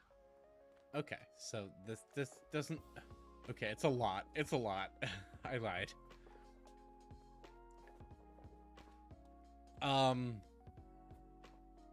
Yeah, that. As one of your players, that is the best way to describe being in one of your parties. Ooh, this is... My first ever party was for a group of my college friends. This is before you and I started hanging out, Jesse. Mm-hmm. It was for 14 people. And I am the only one who I was granted the books as a gift for a friend who was leaving the college due to issues, and they would not be in a situation which they could have these books. So I took them off of him for him, and thus started my DMing career. And everybody in the friend group was like, hey, you have those books. Why don't we try a game sometime? Okay, anybody in particular going to DM? Or because since I was given the books, I'm the DM? Everyone voted for the latter. So, I learned how to DM for my 14 friends. You're such a good friend. And to this day, I think 4th edition is better than 5th edition. Because all the books my friend gave me were 4th edition.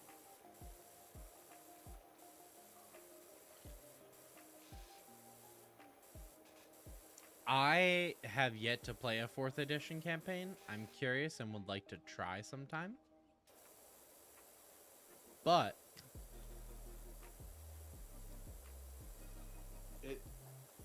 4th edition, in my opinion, 4th edition is where martial classes shine. Because in 5th edition, they took away so much of your customization as a martial class. So now, martial classes literally are the meme. I'm gonna run up and hit him. Whereas 4th edition, think of every class having its own specific and special maneuvers like a Battlemaster fighter does. But it's specific and special to that class. Hey, the bin cleaned. That I really like. So like you as a marshal were doing more than just, well, I'm in plate mail and I'm wielding a shield and a sword, so it looks like I'm going to stand in front of the enemy. Yeah. Which, I mean, I don't mind, because I am a martial main. But, like... You wish there was more diversity like there was in the past. Yeah. Like, the class in 4th edition that I played, was called a warden. And it was basically like a uber-charged Oath of the Ancients paladin that focused more on, like, getting boons and buffs from nature. Okay. So there was there was an ability that literally my legs melded into stone up into the knee, and my character could not be moved unless of my own fruition. Okay. And with that, I got like once every 3 turns, I could cause an earthquake in a radius around me and That's cool. make difficult terrain and hit every and anything around me. Or like another one of my abilities was, um, I grew ram's horns out of the top of my head, and I could charge at somebody up to my movement speed. And the damage I dealt was based off of how much of my movement speed I used. So Okay. if I Nash horned somebody across the map, I dealt more damage. That's really And cool. and they would get pushed back an equal amount to how far I moved if they didn't die on impact. Speaking of which, for our friend here, do you want to explain what Nash horning somebody is? Nashorn was the character that Jesse was introduced to me playing D&D with. He was a homebrew race of a rhino person. Basically, he was just a reskinned Minotaur with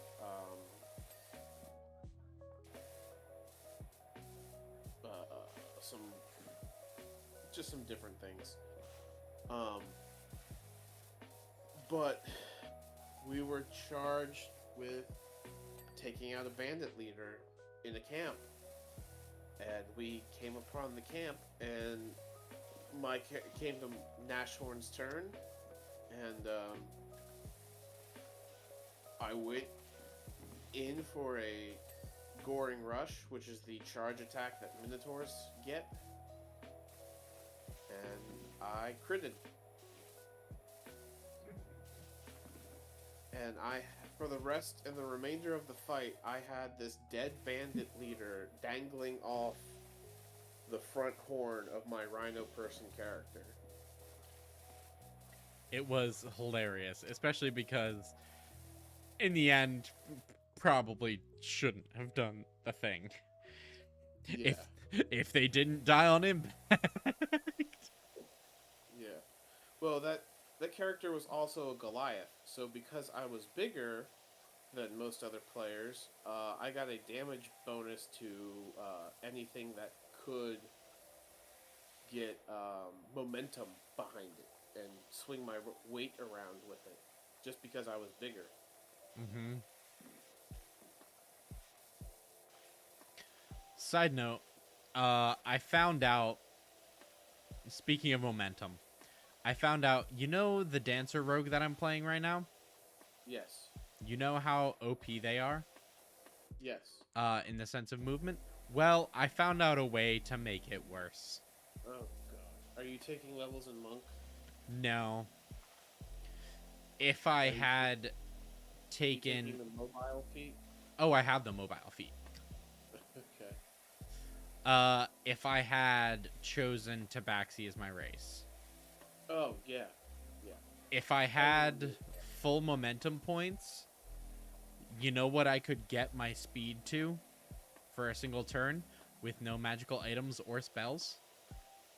What was that? 540 feet in a single turn. Hat zoomies. I think a dead bandit leader hanging off your face is better than getting your weapon stuck in the table like I usually do. Oh no! Oh, that's... I'm sorry. That's just bad. That's the D&D equivalent of cockblock. Like...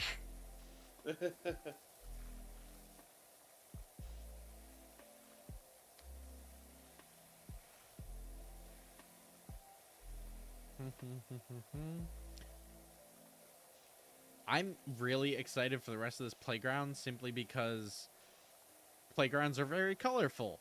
And because this is covered in dirt, it's going to make that change to that color very, very vibrant. I mean, you're not wrong.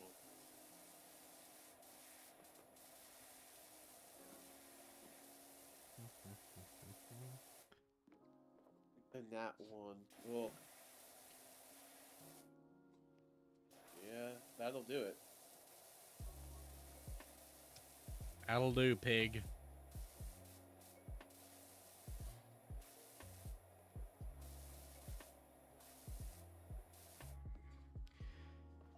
Colors are amazing. This is watching this is so. It really is. Like, I was uncertain as to whether or not I wanted to play this on stream.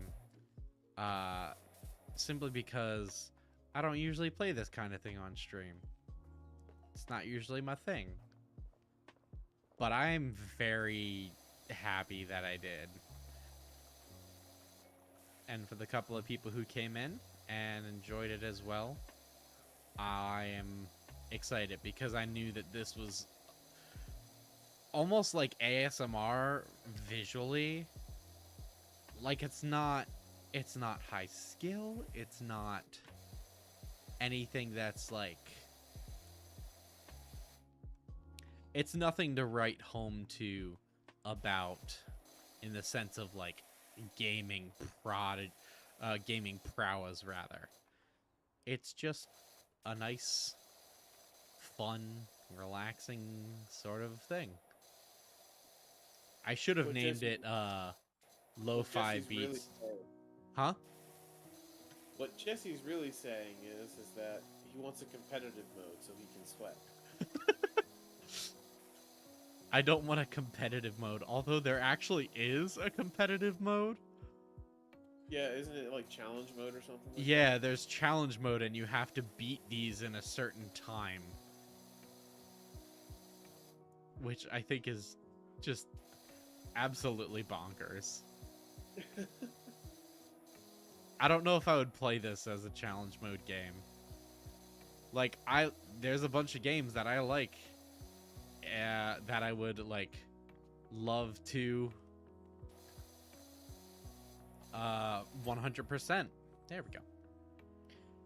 But this is by far not one of them.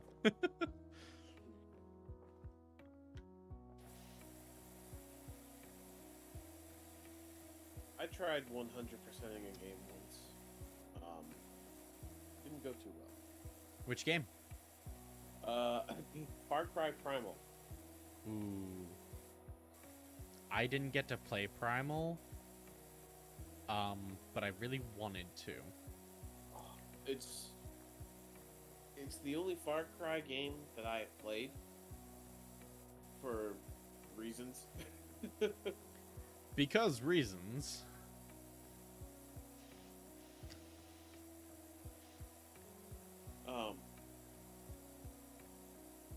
But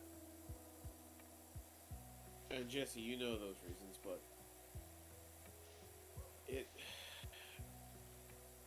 it's not that I didn't like it.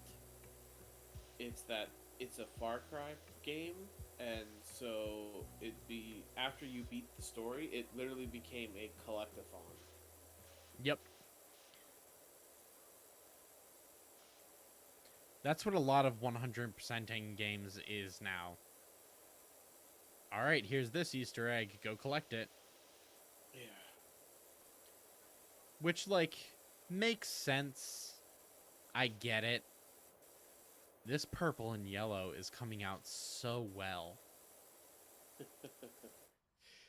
Right home to Dear PowerWasher Sim, it's been 7 months since the war began. All my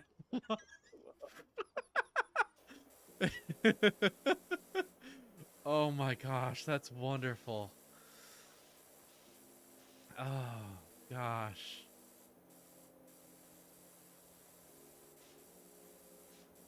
That's all right.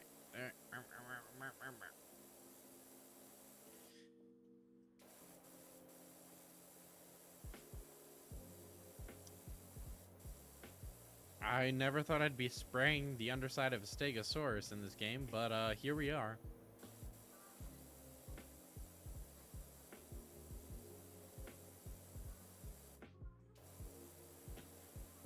Huh, that's interesting.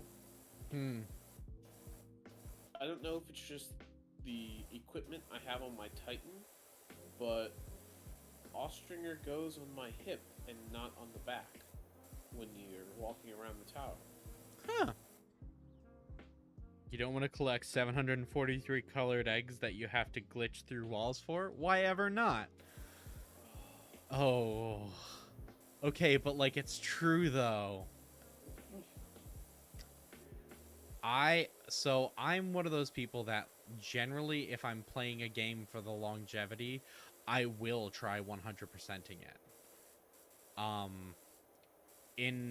I used to play the Assassin's Creed games almost religiously, no pun intended if you know the series. And I trains. There were many times that I 100%ed those games. I think I 100%ed all of them up until Assassin's Creed 4. Was 4 Black Flag? Yes. Okay. So I did the entire Ezio Chronicles. I did the Altair, the first game, and there were a couple in between there that weren't like core games, but they were between then and 4 that I also did. And let me tell you, I was so sick of goddamn eagle feathers.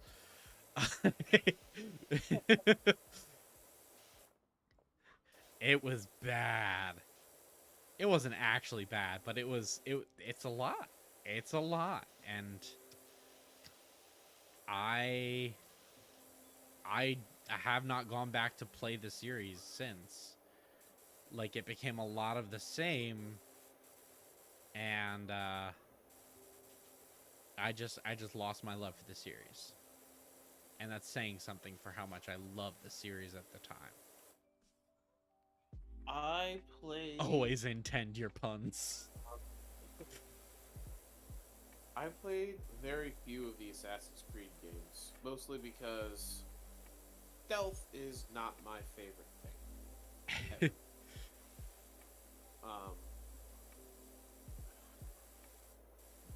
But out of the ones that I have played, Brotherhood is amazing. Brotherhood's probably one of my favorites. Brotherhood was an amazing game. Funnily enough, I did not like 3. Understandable. I thought I really would like it, but no. 3, you love it or you hate it. I liked it for the fresh take on the mechanics. Like, you can now climb trees. Yeah, which I should have been a thing from Assassin's Creed 2 onward, but beside the point. Yeah. Did not like ship mechanics. And when I found out that Assassin's Creed 4 was Black Flag, I'm like, pirates, yeah, they're kind of cool, but I hate the ship mechanics, so I'm not going to bother with it. What was after Black Flag? Syndicate, I think it was? There were like Syndicate and Unity that were released among the same time. I don't remember Unity. Which one was that? That was, I can't remember. I think it was, one was French Revolution, one was, Victorian era, and... Talking to Jesse. Oh, Jesse. Yeah. Hi, Jesse. Hi, Katrina. Here you go. I'm gonna take the other one. I'm not upset either. Go. Yep. Didn't play either of those. neither of them really interest me.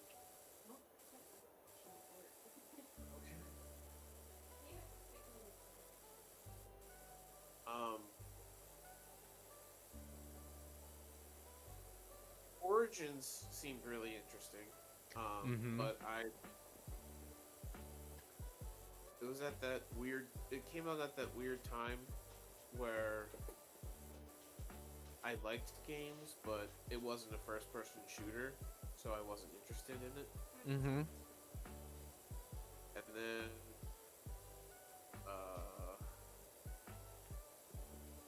what was the? I like the one where it takes place in ancient Rome / Greek. Oh yeah. That was fun. That was probably my favorite. You don't want a boat as glitchy as Roach. No, that's Black Flag, isn't it? Yes. Black Flag's the really glitchy boat one. Yes. Mm-hmm. Where the boat flies into the air and the people ascend. Yes. Plot twist. End of Black Flag. You ascend. The rapture happens. All the sailors ascend.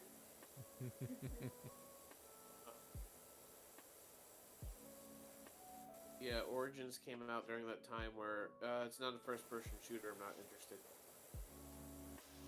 Makes sense. And then I didn't get it when it came out. I got it much later, but the Assassin's Creed Odyssey, the one that takes place in Greece. Ah, yeah. That one's good. I enjoyed that. And you know, I had to pick up the series again when you could get Thor's armor. Yeah, when I could run around and beat people with Mjolnir. Boat zoomies.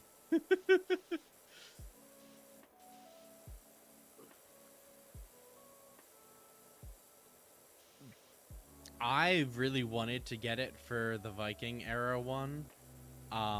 There were just so many games that came out around the same time that I wanted that it fell by the wayside.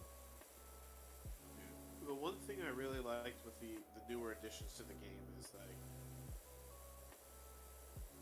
the first bunch of games really played into the Assassin's Creed part of the Assassin's Creed. Yeah. And then the later games were just like, yeah, you know what? Run around, just carry a giant two-handed claymore on your back. You know, go have fun. Go have fun. Have fun. Bye-bye now. Yeah.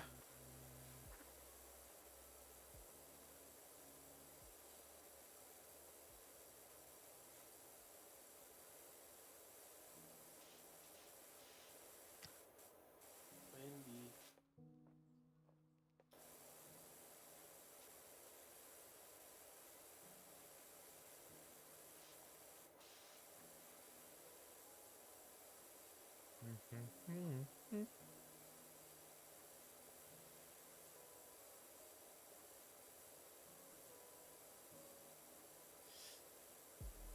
Also, I ended up picking up another game that I think I'm gonna try, either on stream or in a YouTube video. Ooh. And you shouldn't be too surprised. You're the one that told me to pick it up.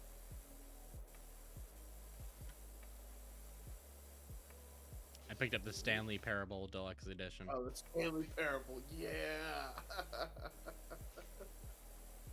I have not seen a single video about that because you told me to avoid it like the plague if I was going to try it. So Yes.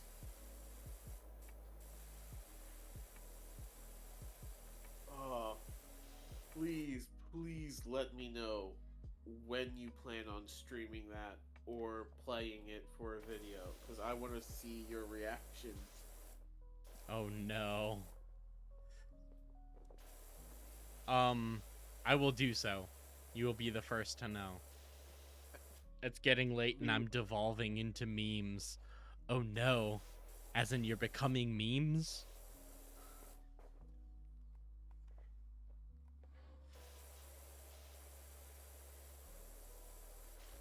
Come on, Dino friend.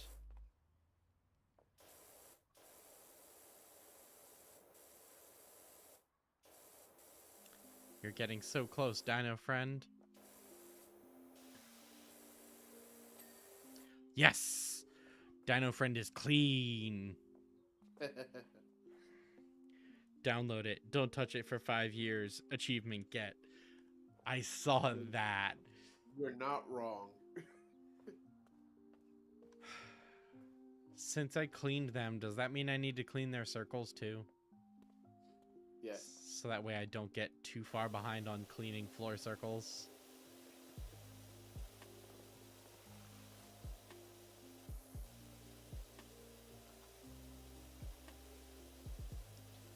So funnily enough that you are streaming this game, because right now, Game Grumps are doing a series on it. Really? Yeah. Excuse me.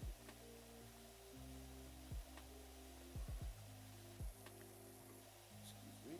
I haven't watched Game Grumps in a hot minute. What's wrong with you? Many, many things. Look at those vibrant colors. Jeez.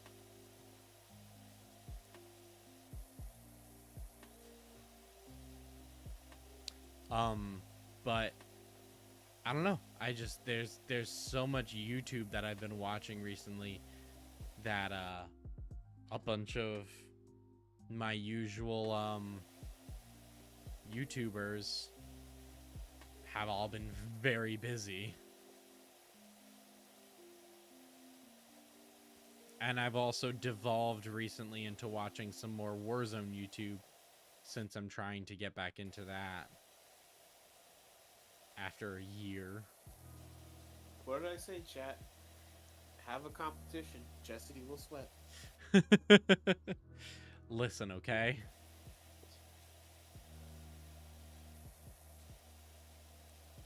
It wasn't really the have a competition. It was more so I used to find it really fun, and I heard good things about the direction it's been going. Did I tell you about what they're doing to hackers now? They're making it so their bullets deal no damage. Now they have taken a new step to the trolling, and they make it so their guns don't appear. Oh. So they legitimately will start the game with their guns, and as soon as they're marked as a hacker, any guns they pick up do not appear in their hands. They can't shoot. They can't do anything with them. They can't melee with them. Nothing. Which I think is just wonderful.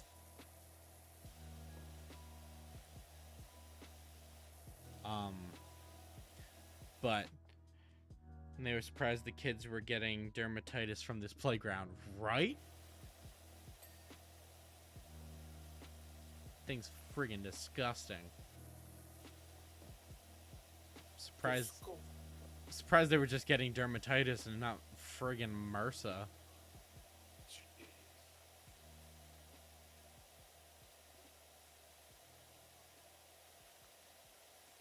I am thankful that I got this new one, though. Oh, wait. Am I even using?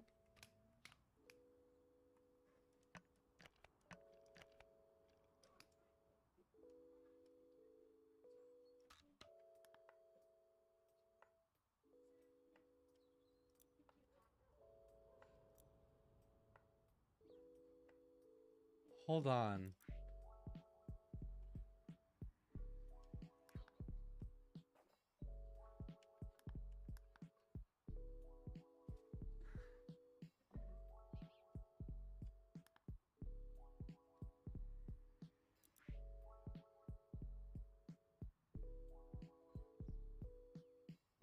Am I using the new one? Doesn't look like you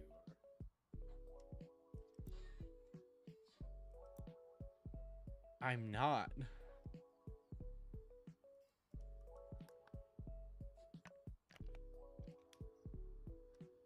What? Where? Where is? Where is it?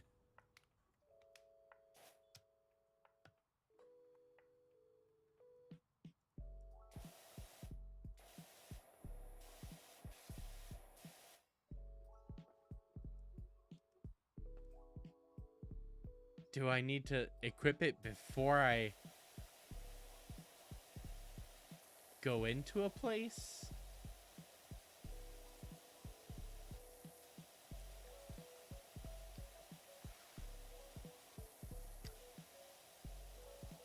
Possibly.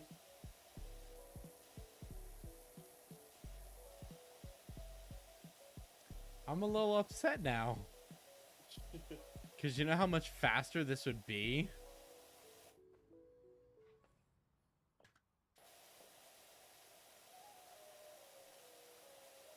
I'm a little upset that the events for Destiny 2 is going to end soon, and then we're going to go back to a boring ass looking tower. I feel like they need to update the tower with something. And yeah, hepatitis from a playground.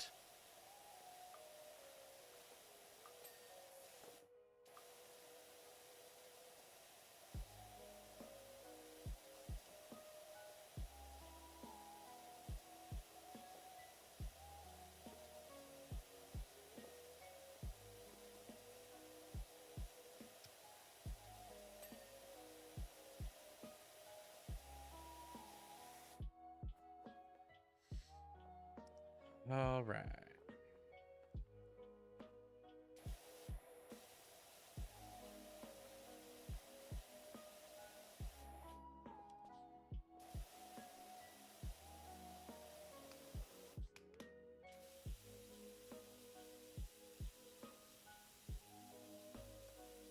You given any thoughts to the logo design for the D and Destiny campaign?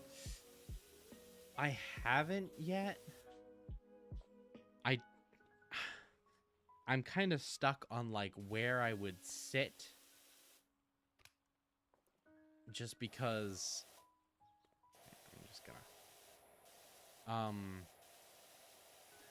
because do I want to say we'll do something with Destiny specifically, or if we're planning on maybe making this just a D&D in general thing, do I want to suggest we go with something more generalized? Right. I don't know. I feel like it's one of those things that's like... Oh, crack. Hold on. Up. Up. Up. There we go.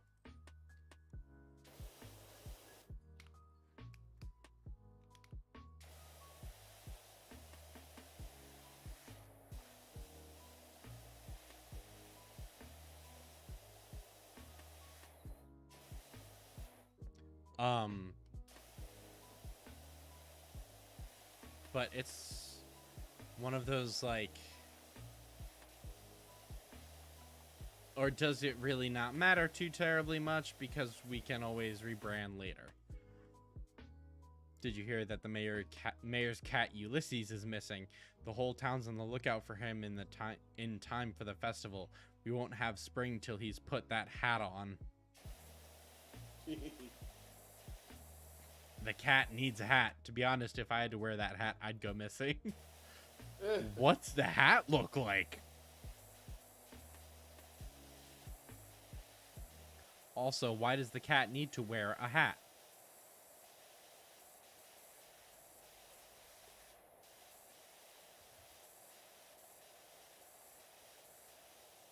Let's be honest.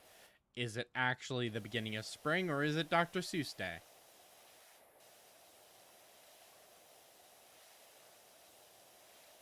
It's the same day. Hmm? Are the first day of spring and like Dr. Seuss's birthday, aren't they the same day, or are they just very close in dates? I don't know. Yay, do a zoom. I'm gonna try. I'm gonna try to do a zoom.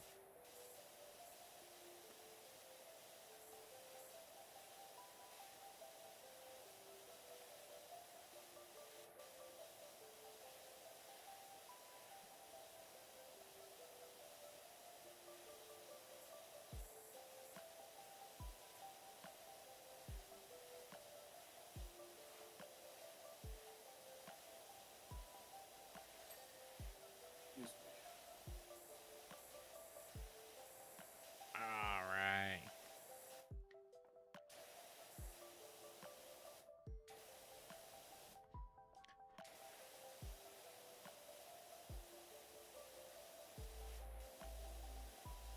This is going significantly smoother.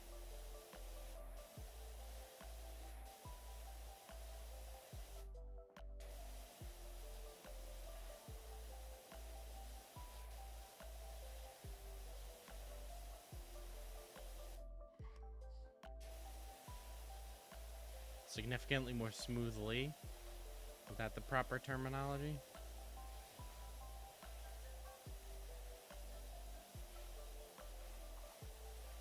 I don't know, man. I just work here. I don't know, man. I just work here.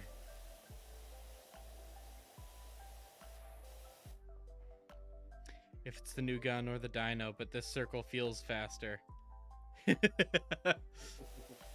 The dino is giving me strength. As they do.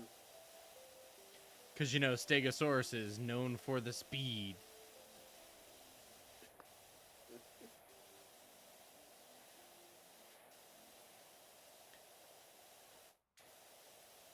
Right? You're our resident dino nerd.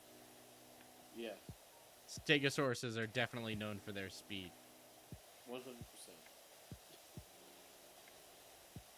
They do a heckin' stegozoom.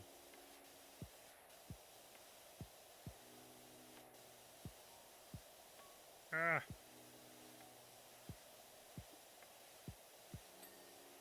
Hey.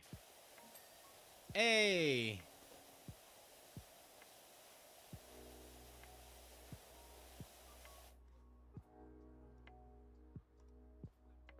Look at that color. Now the big boy. The true task. Significantly zoomier. Cactus juice. It's the quenchiest. There's your one Avatar reference for the night. Singular avatar reference for the night. God, I can't believe I had to make that a house rule. I mean, you didn't have to. No, no. This was before you. We had to. That bad, huh? Once one was said, they wouldn't stop. Yikes.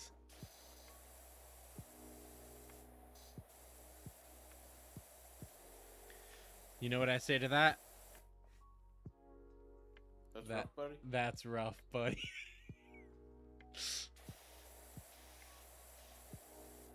I'm glad you immediately knew where that was going. Thoughts on the new live action? So I'm torn on the live action. I'm excited for it, but I'm terrified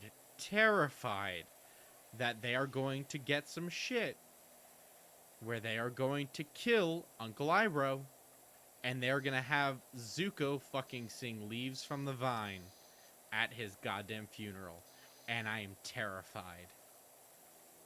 Where did you hear this? Just because they're building parallels, and if Zuko's gonna be an adult, Iroh's gonna be fucking ancient. So, like, it tracks. I haven't heard too much on the story. All I've seen is like casting choices, and so far I've been really happy with who they've chosen to cast these roles. Yeah. But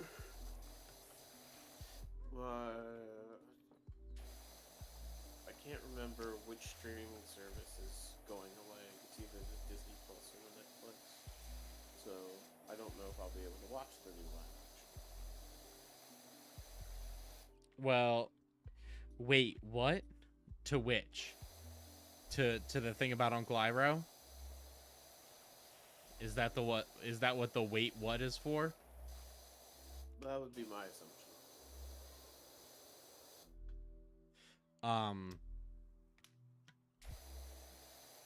But yeah, well, no matter which streaming service is going away for you, we can have a watch party. We'll make it happen for you.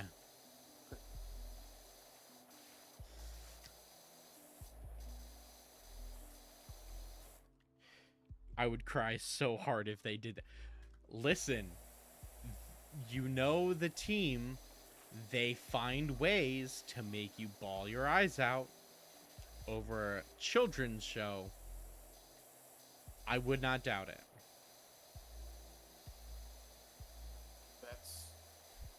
That's always a good icebreaker question nowadays. What? You could live in any of the 4 nations. What type of bender would you be? That's so hard though. Oh my gosh, it's such an easy decision. Binge-a-thon. Hell yes. But also, I know your answer would probably be Earth Kingdom. Yep.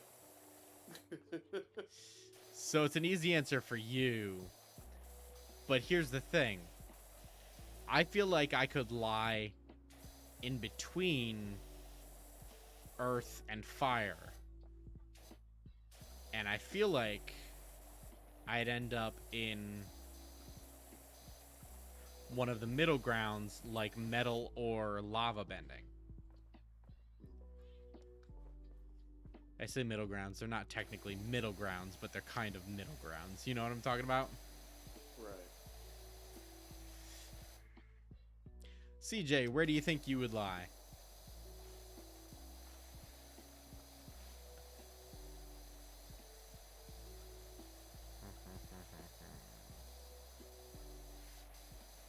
Southern Water Tribe. Water Tribe, but during Aang's time. During Aang's time as in, like, young Aang time? Like, the original series? During pre-Frozen Aang? Or adult egg. Pre-Frozen Aang? After Frozen young Aang?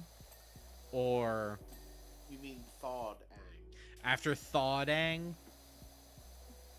Or do you mean adult Aang?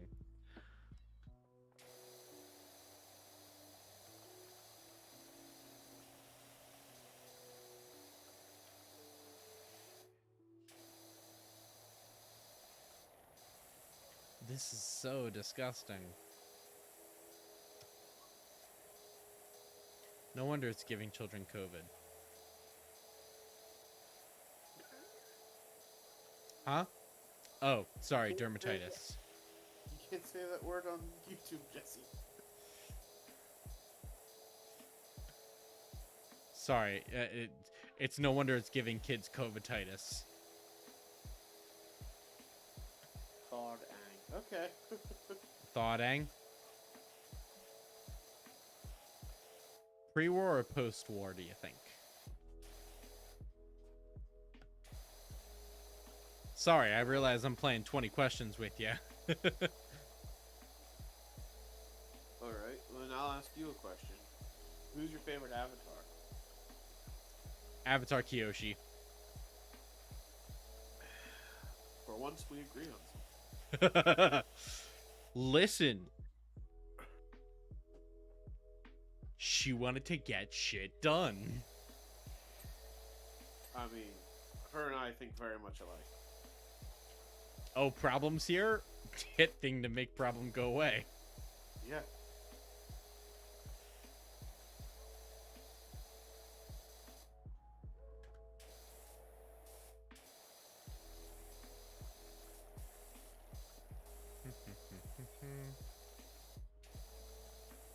Okay. Post-war. Post-war? Okay. Jesse, another question for you. Yes.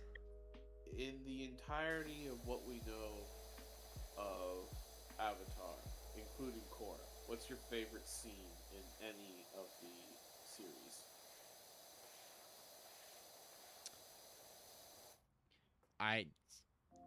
It may be cliche, but Leaves from the Vine. Ah, okay. It's just You a ever- moment of emotional vulnerability that is Kyoshi got stuff done. Yeah. Bet your ass she did. So all three of us are in agreement on that. There we go.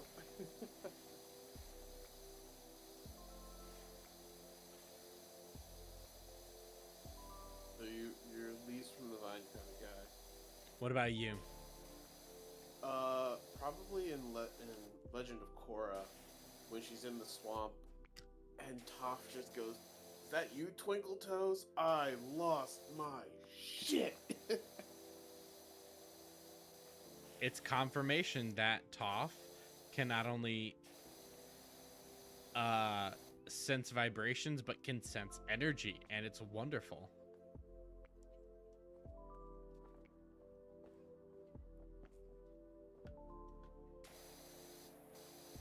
Appa spitting out long things. Like black guy. Yeah, that's pretty good. Yep. Yep. I love that.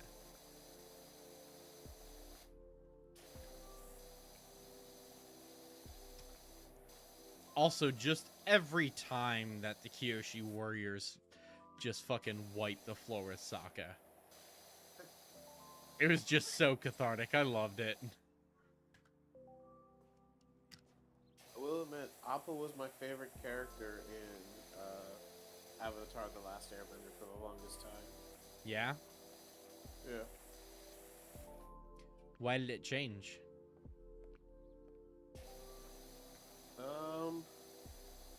And who's your favorite character now? Favorite character in Avatar: The Last Airbender is Toph. Understandable. So, with the exception of the Avatar state, firm believer that Toph is the strongest bender. Oh, definitely. And I mean stronger than Boomy, I mean just strongest bender. Definitely. Like, you know how fucking groundbreaking you gotta be to invent a bending style? And that's not even talking about the fact that she did it while not being able to see. Although arguably that could work for her favor or against her favor. Considering earthbending and its nature and how she uses it.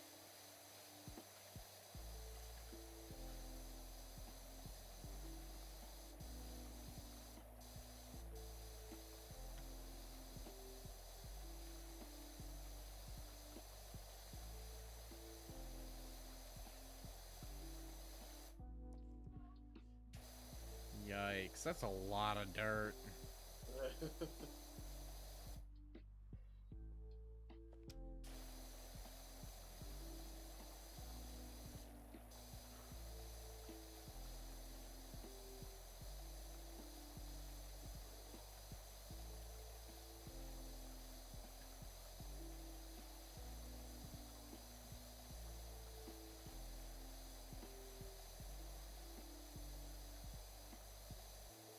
I think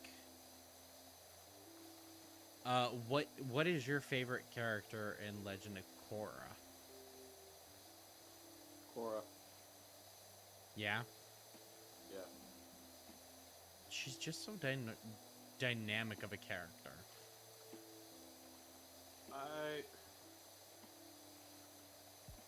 Here I go, liking my stereotypes again. I liked her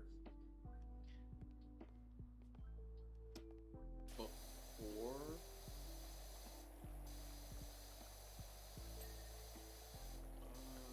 Before she had the poison put into her, I think is when I stopped really liking the character.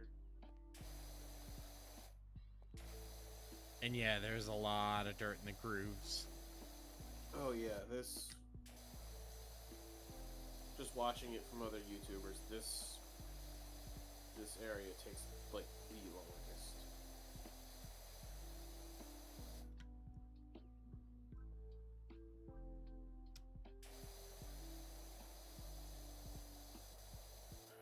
I understand a good character needs character development and character growth, and that they're trying to teach Korra that you can't solve everything by hurling fireballs at people, but like,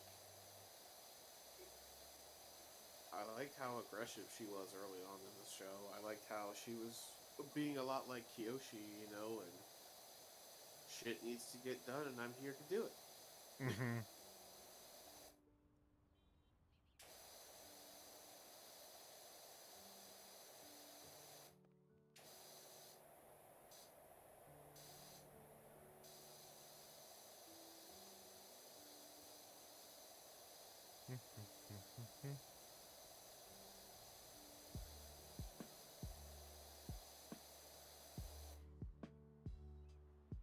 Her at the beginning is so confident and ready to face the world.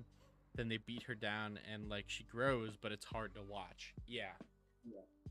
Which I feel like is the purpose, but It is the purpose, but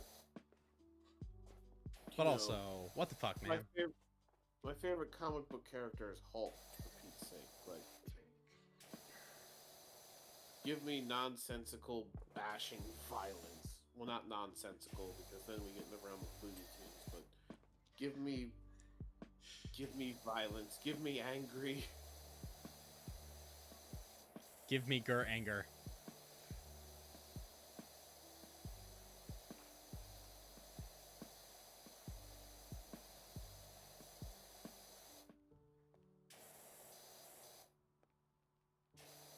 Although I think I really,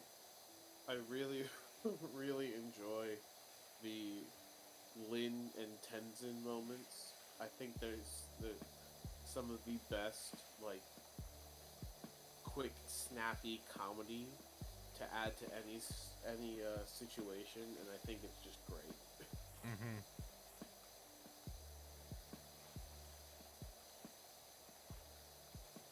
Tenzin is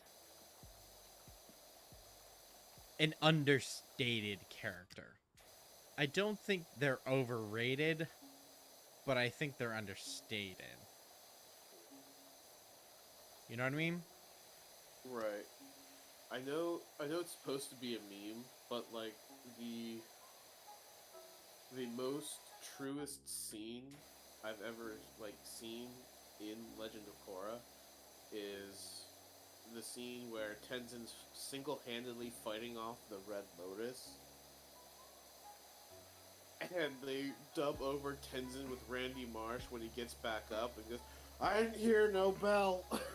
It was written for the elder teens and early 20s who watched Aang and think they wanted like adult tones in there. Yeah. Yeah. Yep.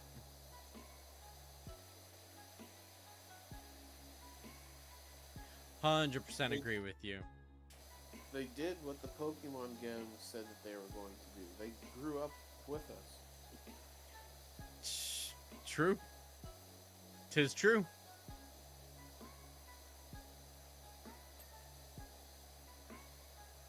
I mean, as much as I enjoy Pokemon, I still don't feel right apparently playing a young teenager or someone who's 10 years old, That does feel a little weird.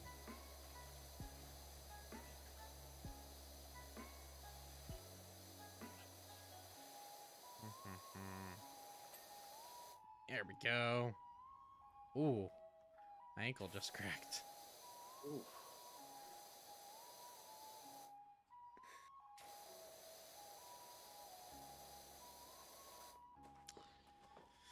Ugh. Peter Pan, that stuff. Never grow up. Listen, if it wasn't 10:45, I would crow. But yeah, because it is, I'm not gonna do that. What time is it? 10:45. Oh, I need to go to bed. I need to go to bed. Aww. But there's a YouTuber that I watch who does reviews on action figures, mostly Transformers. But his sign off is so true. It's I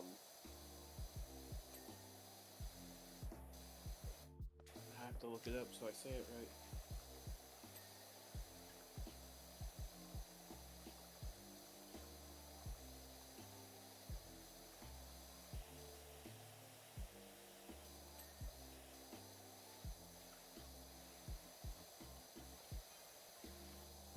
Howdy, Dirt Finder. Put everything on hold. My golf buggy's soiled like you wouldn't believe. Nah, I'm gonna wait on the golf buggy. Thanks, though. Doc gave you details to a colleague who needs a hand with her new place in the suburbs. It's the old Diath place, so I hope you don't get spooked easily. Maybe this is a horror game.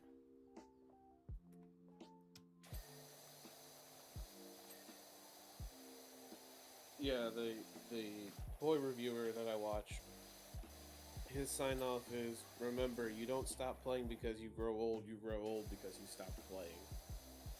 That's cool. I like that. Yeah.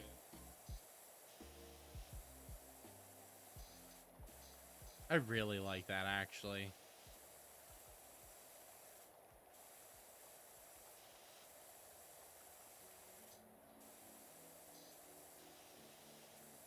I wish he would put it on a shirt, because I would get that.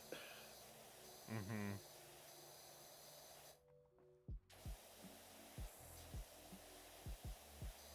I wish it were just easier to make merch for things altogether.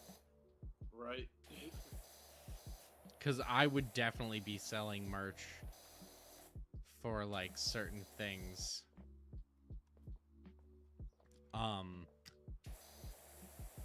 How many random quotes have we said during raids that you would love to make merch out of? Oh, so many.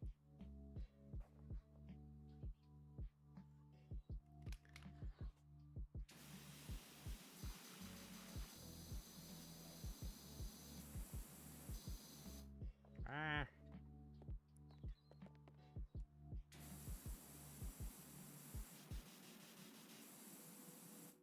The world needs more merch. Well, Hey, there we go. needs more good merch. Let's put it like that. There's plenty Yeah. of merch out there. And I'm not saying that mine is better than anyone else's, but we have a lot of good stuff that would end up doing well, I believe.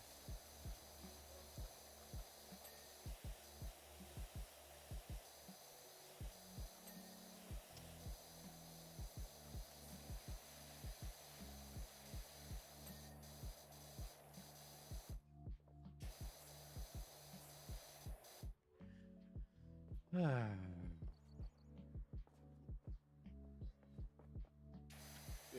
I've seen plenty of merch, and I've also seen a lot more bad merch. Yeah.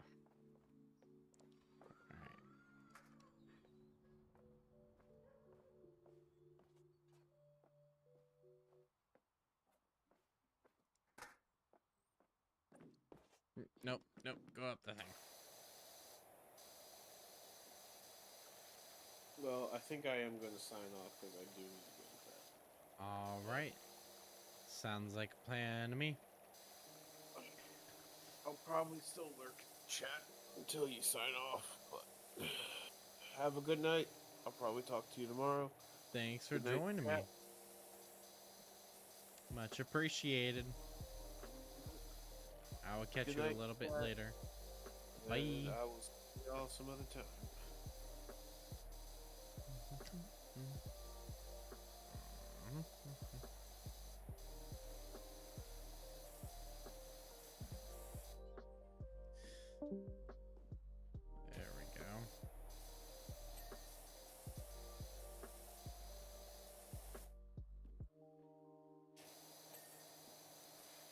There we go. All right.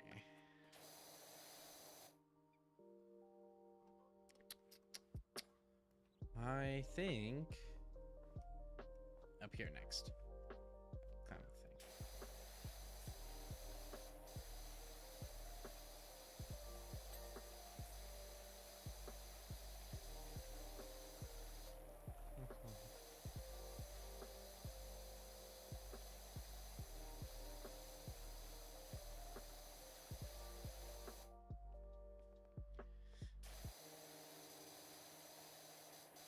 Let's see.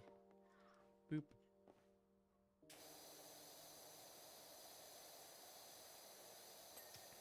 There we go.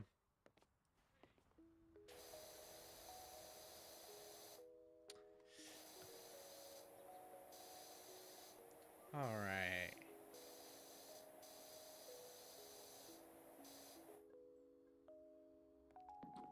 Look at that difference.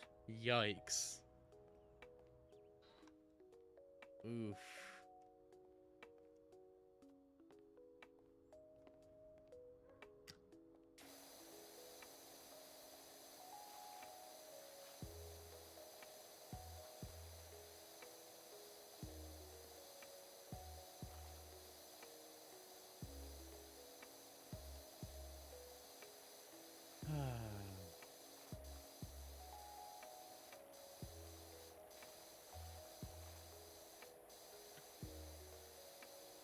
I'm wondering now if I can exit out of this and come back to this save point. If it does save it, or if I would have to restart.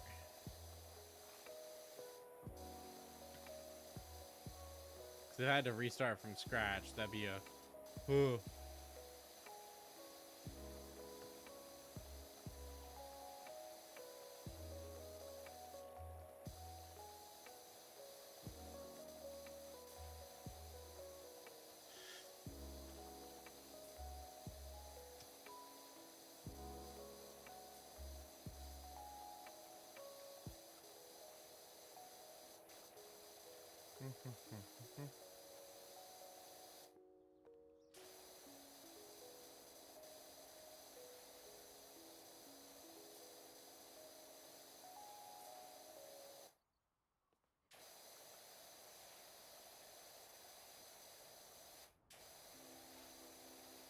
I really should just go up and get on the roofs and get them out of the way.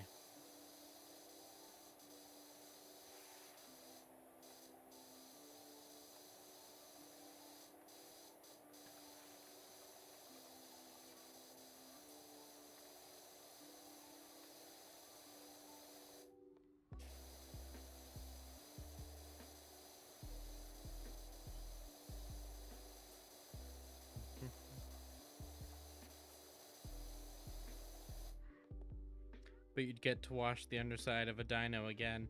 That's true. I would get to wash the underside of a dino again. Which is its own reward.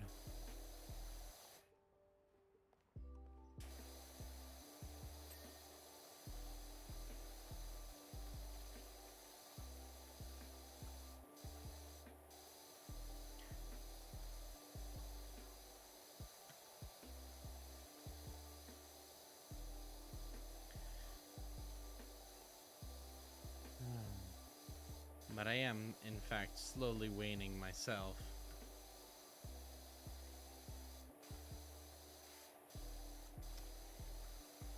So I'm not sure entirely what I want to do.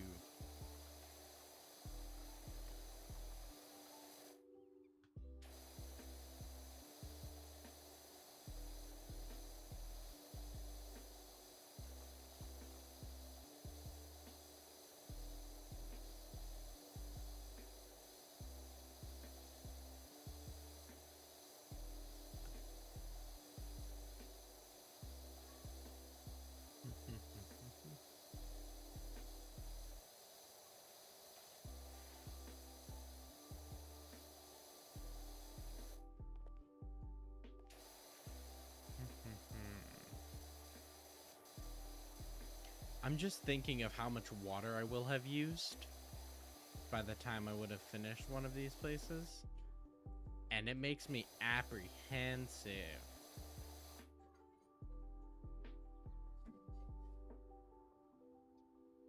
Sleep is important, Daywalker.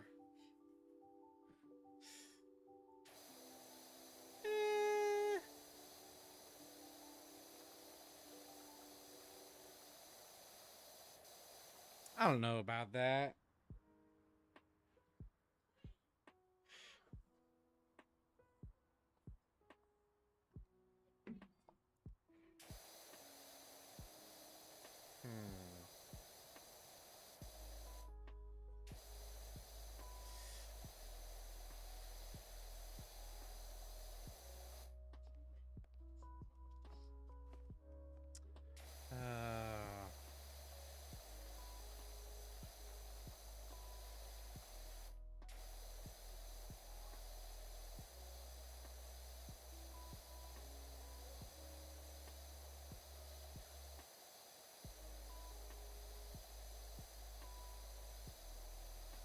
There we go.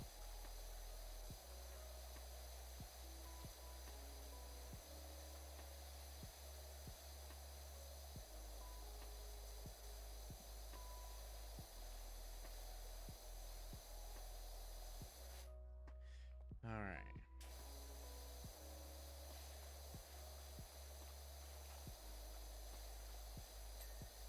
There we go. Huge water bill. Massive water bill.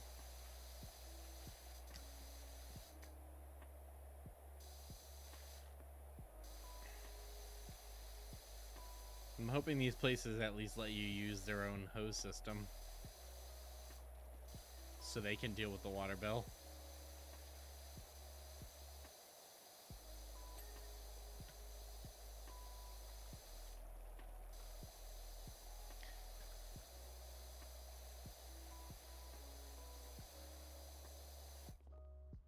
No! Climb up the cargo net.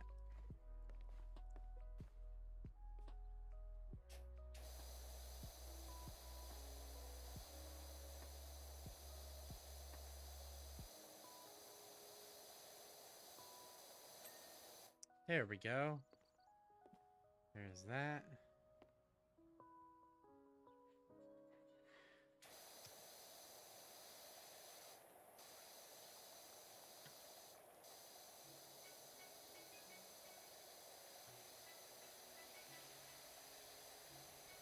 Alright.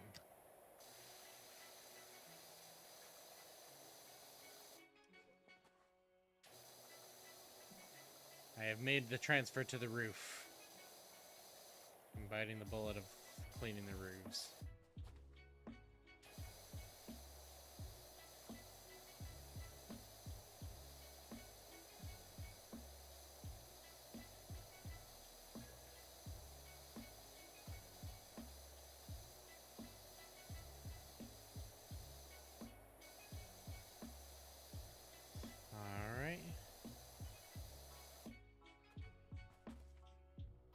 I can't picture any other way to get that much water to the location.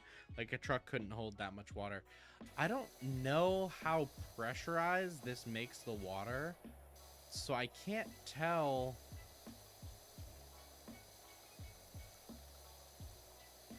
Like, I can't tell volumetrically how much of the water I'm using.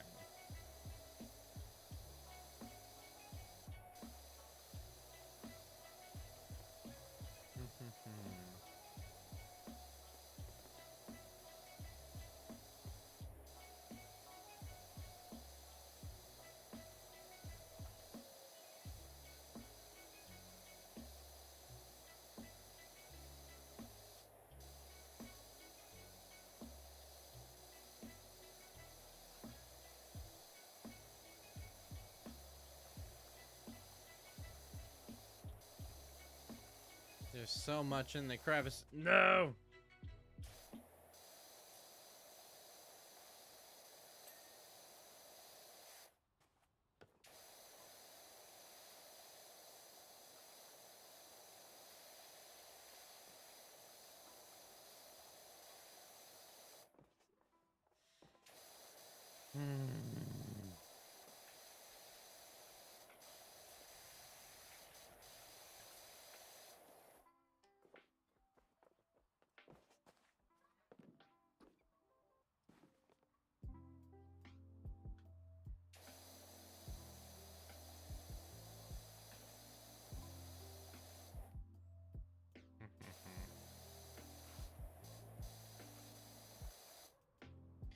Crevice Cleaner Simulator. It's true. It is all about the crevices.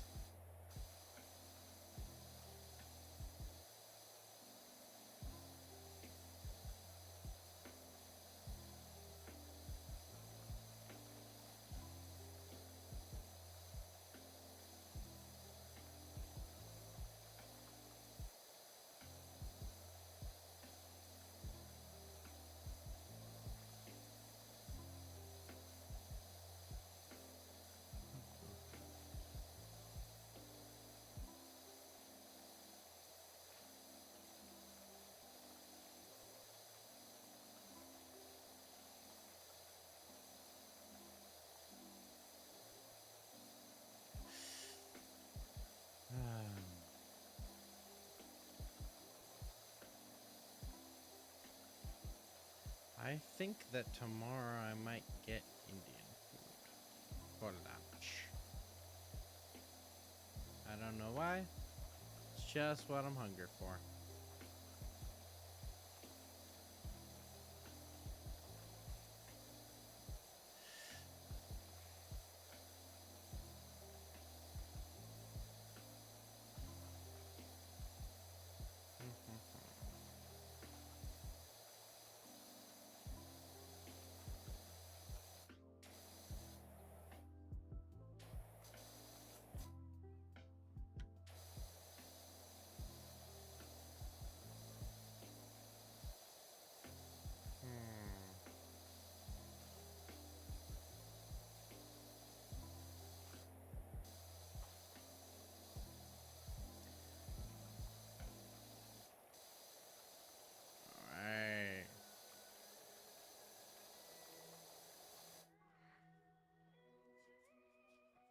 Alright.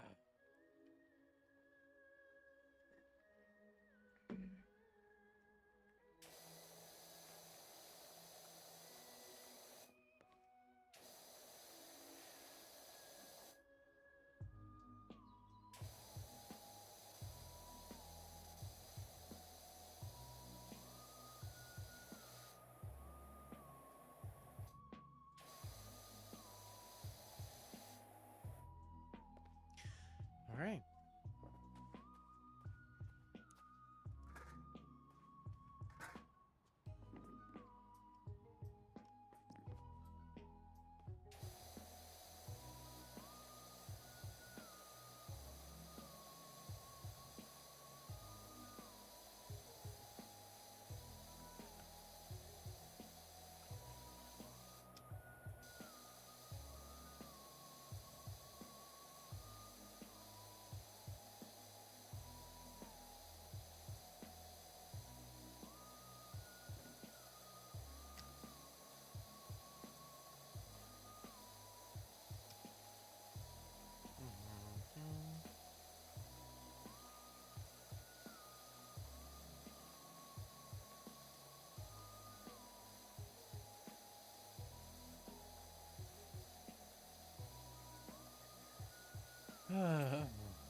There we go. There's one roof done.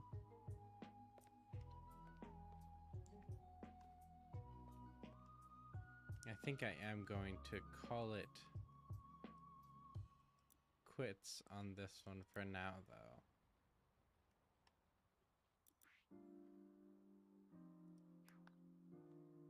Hoping I can go back to that later.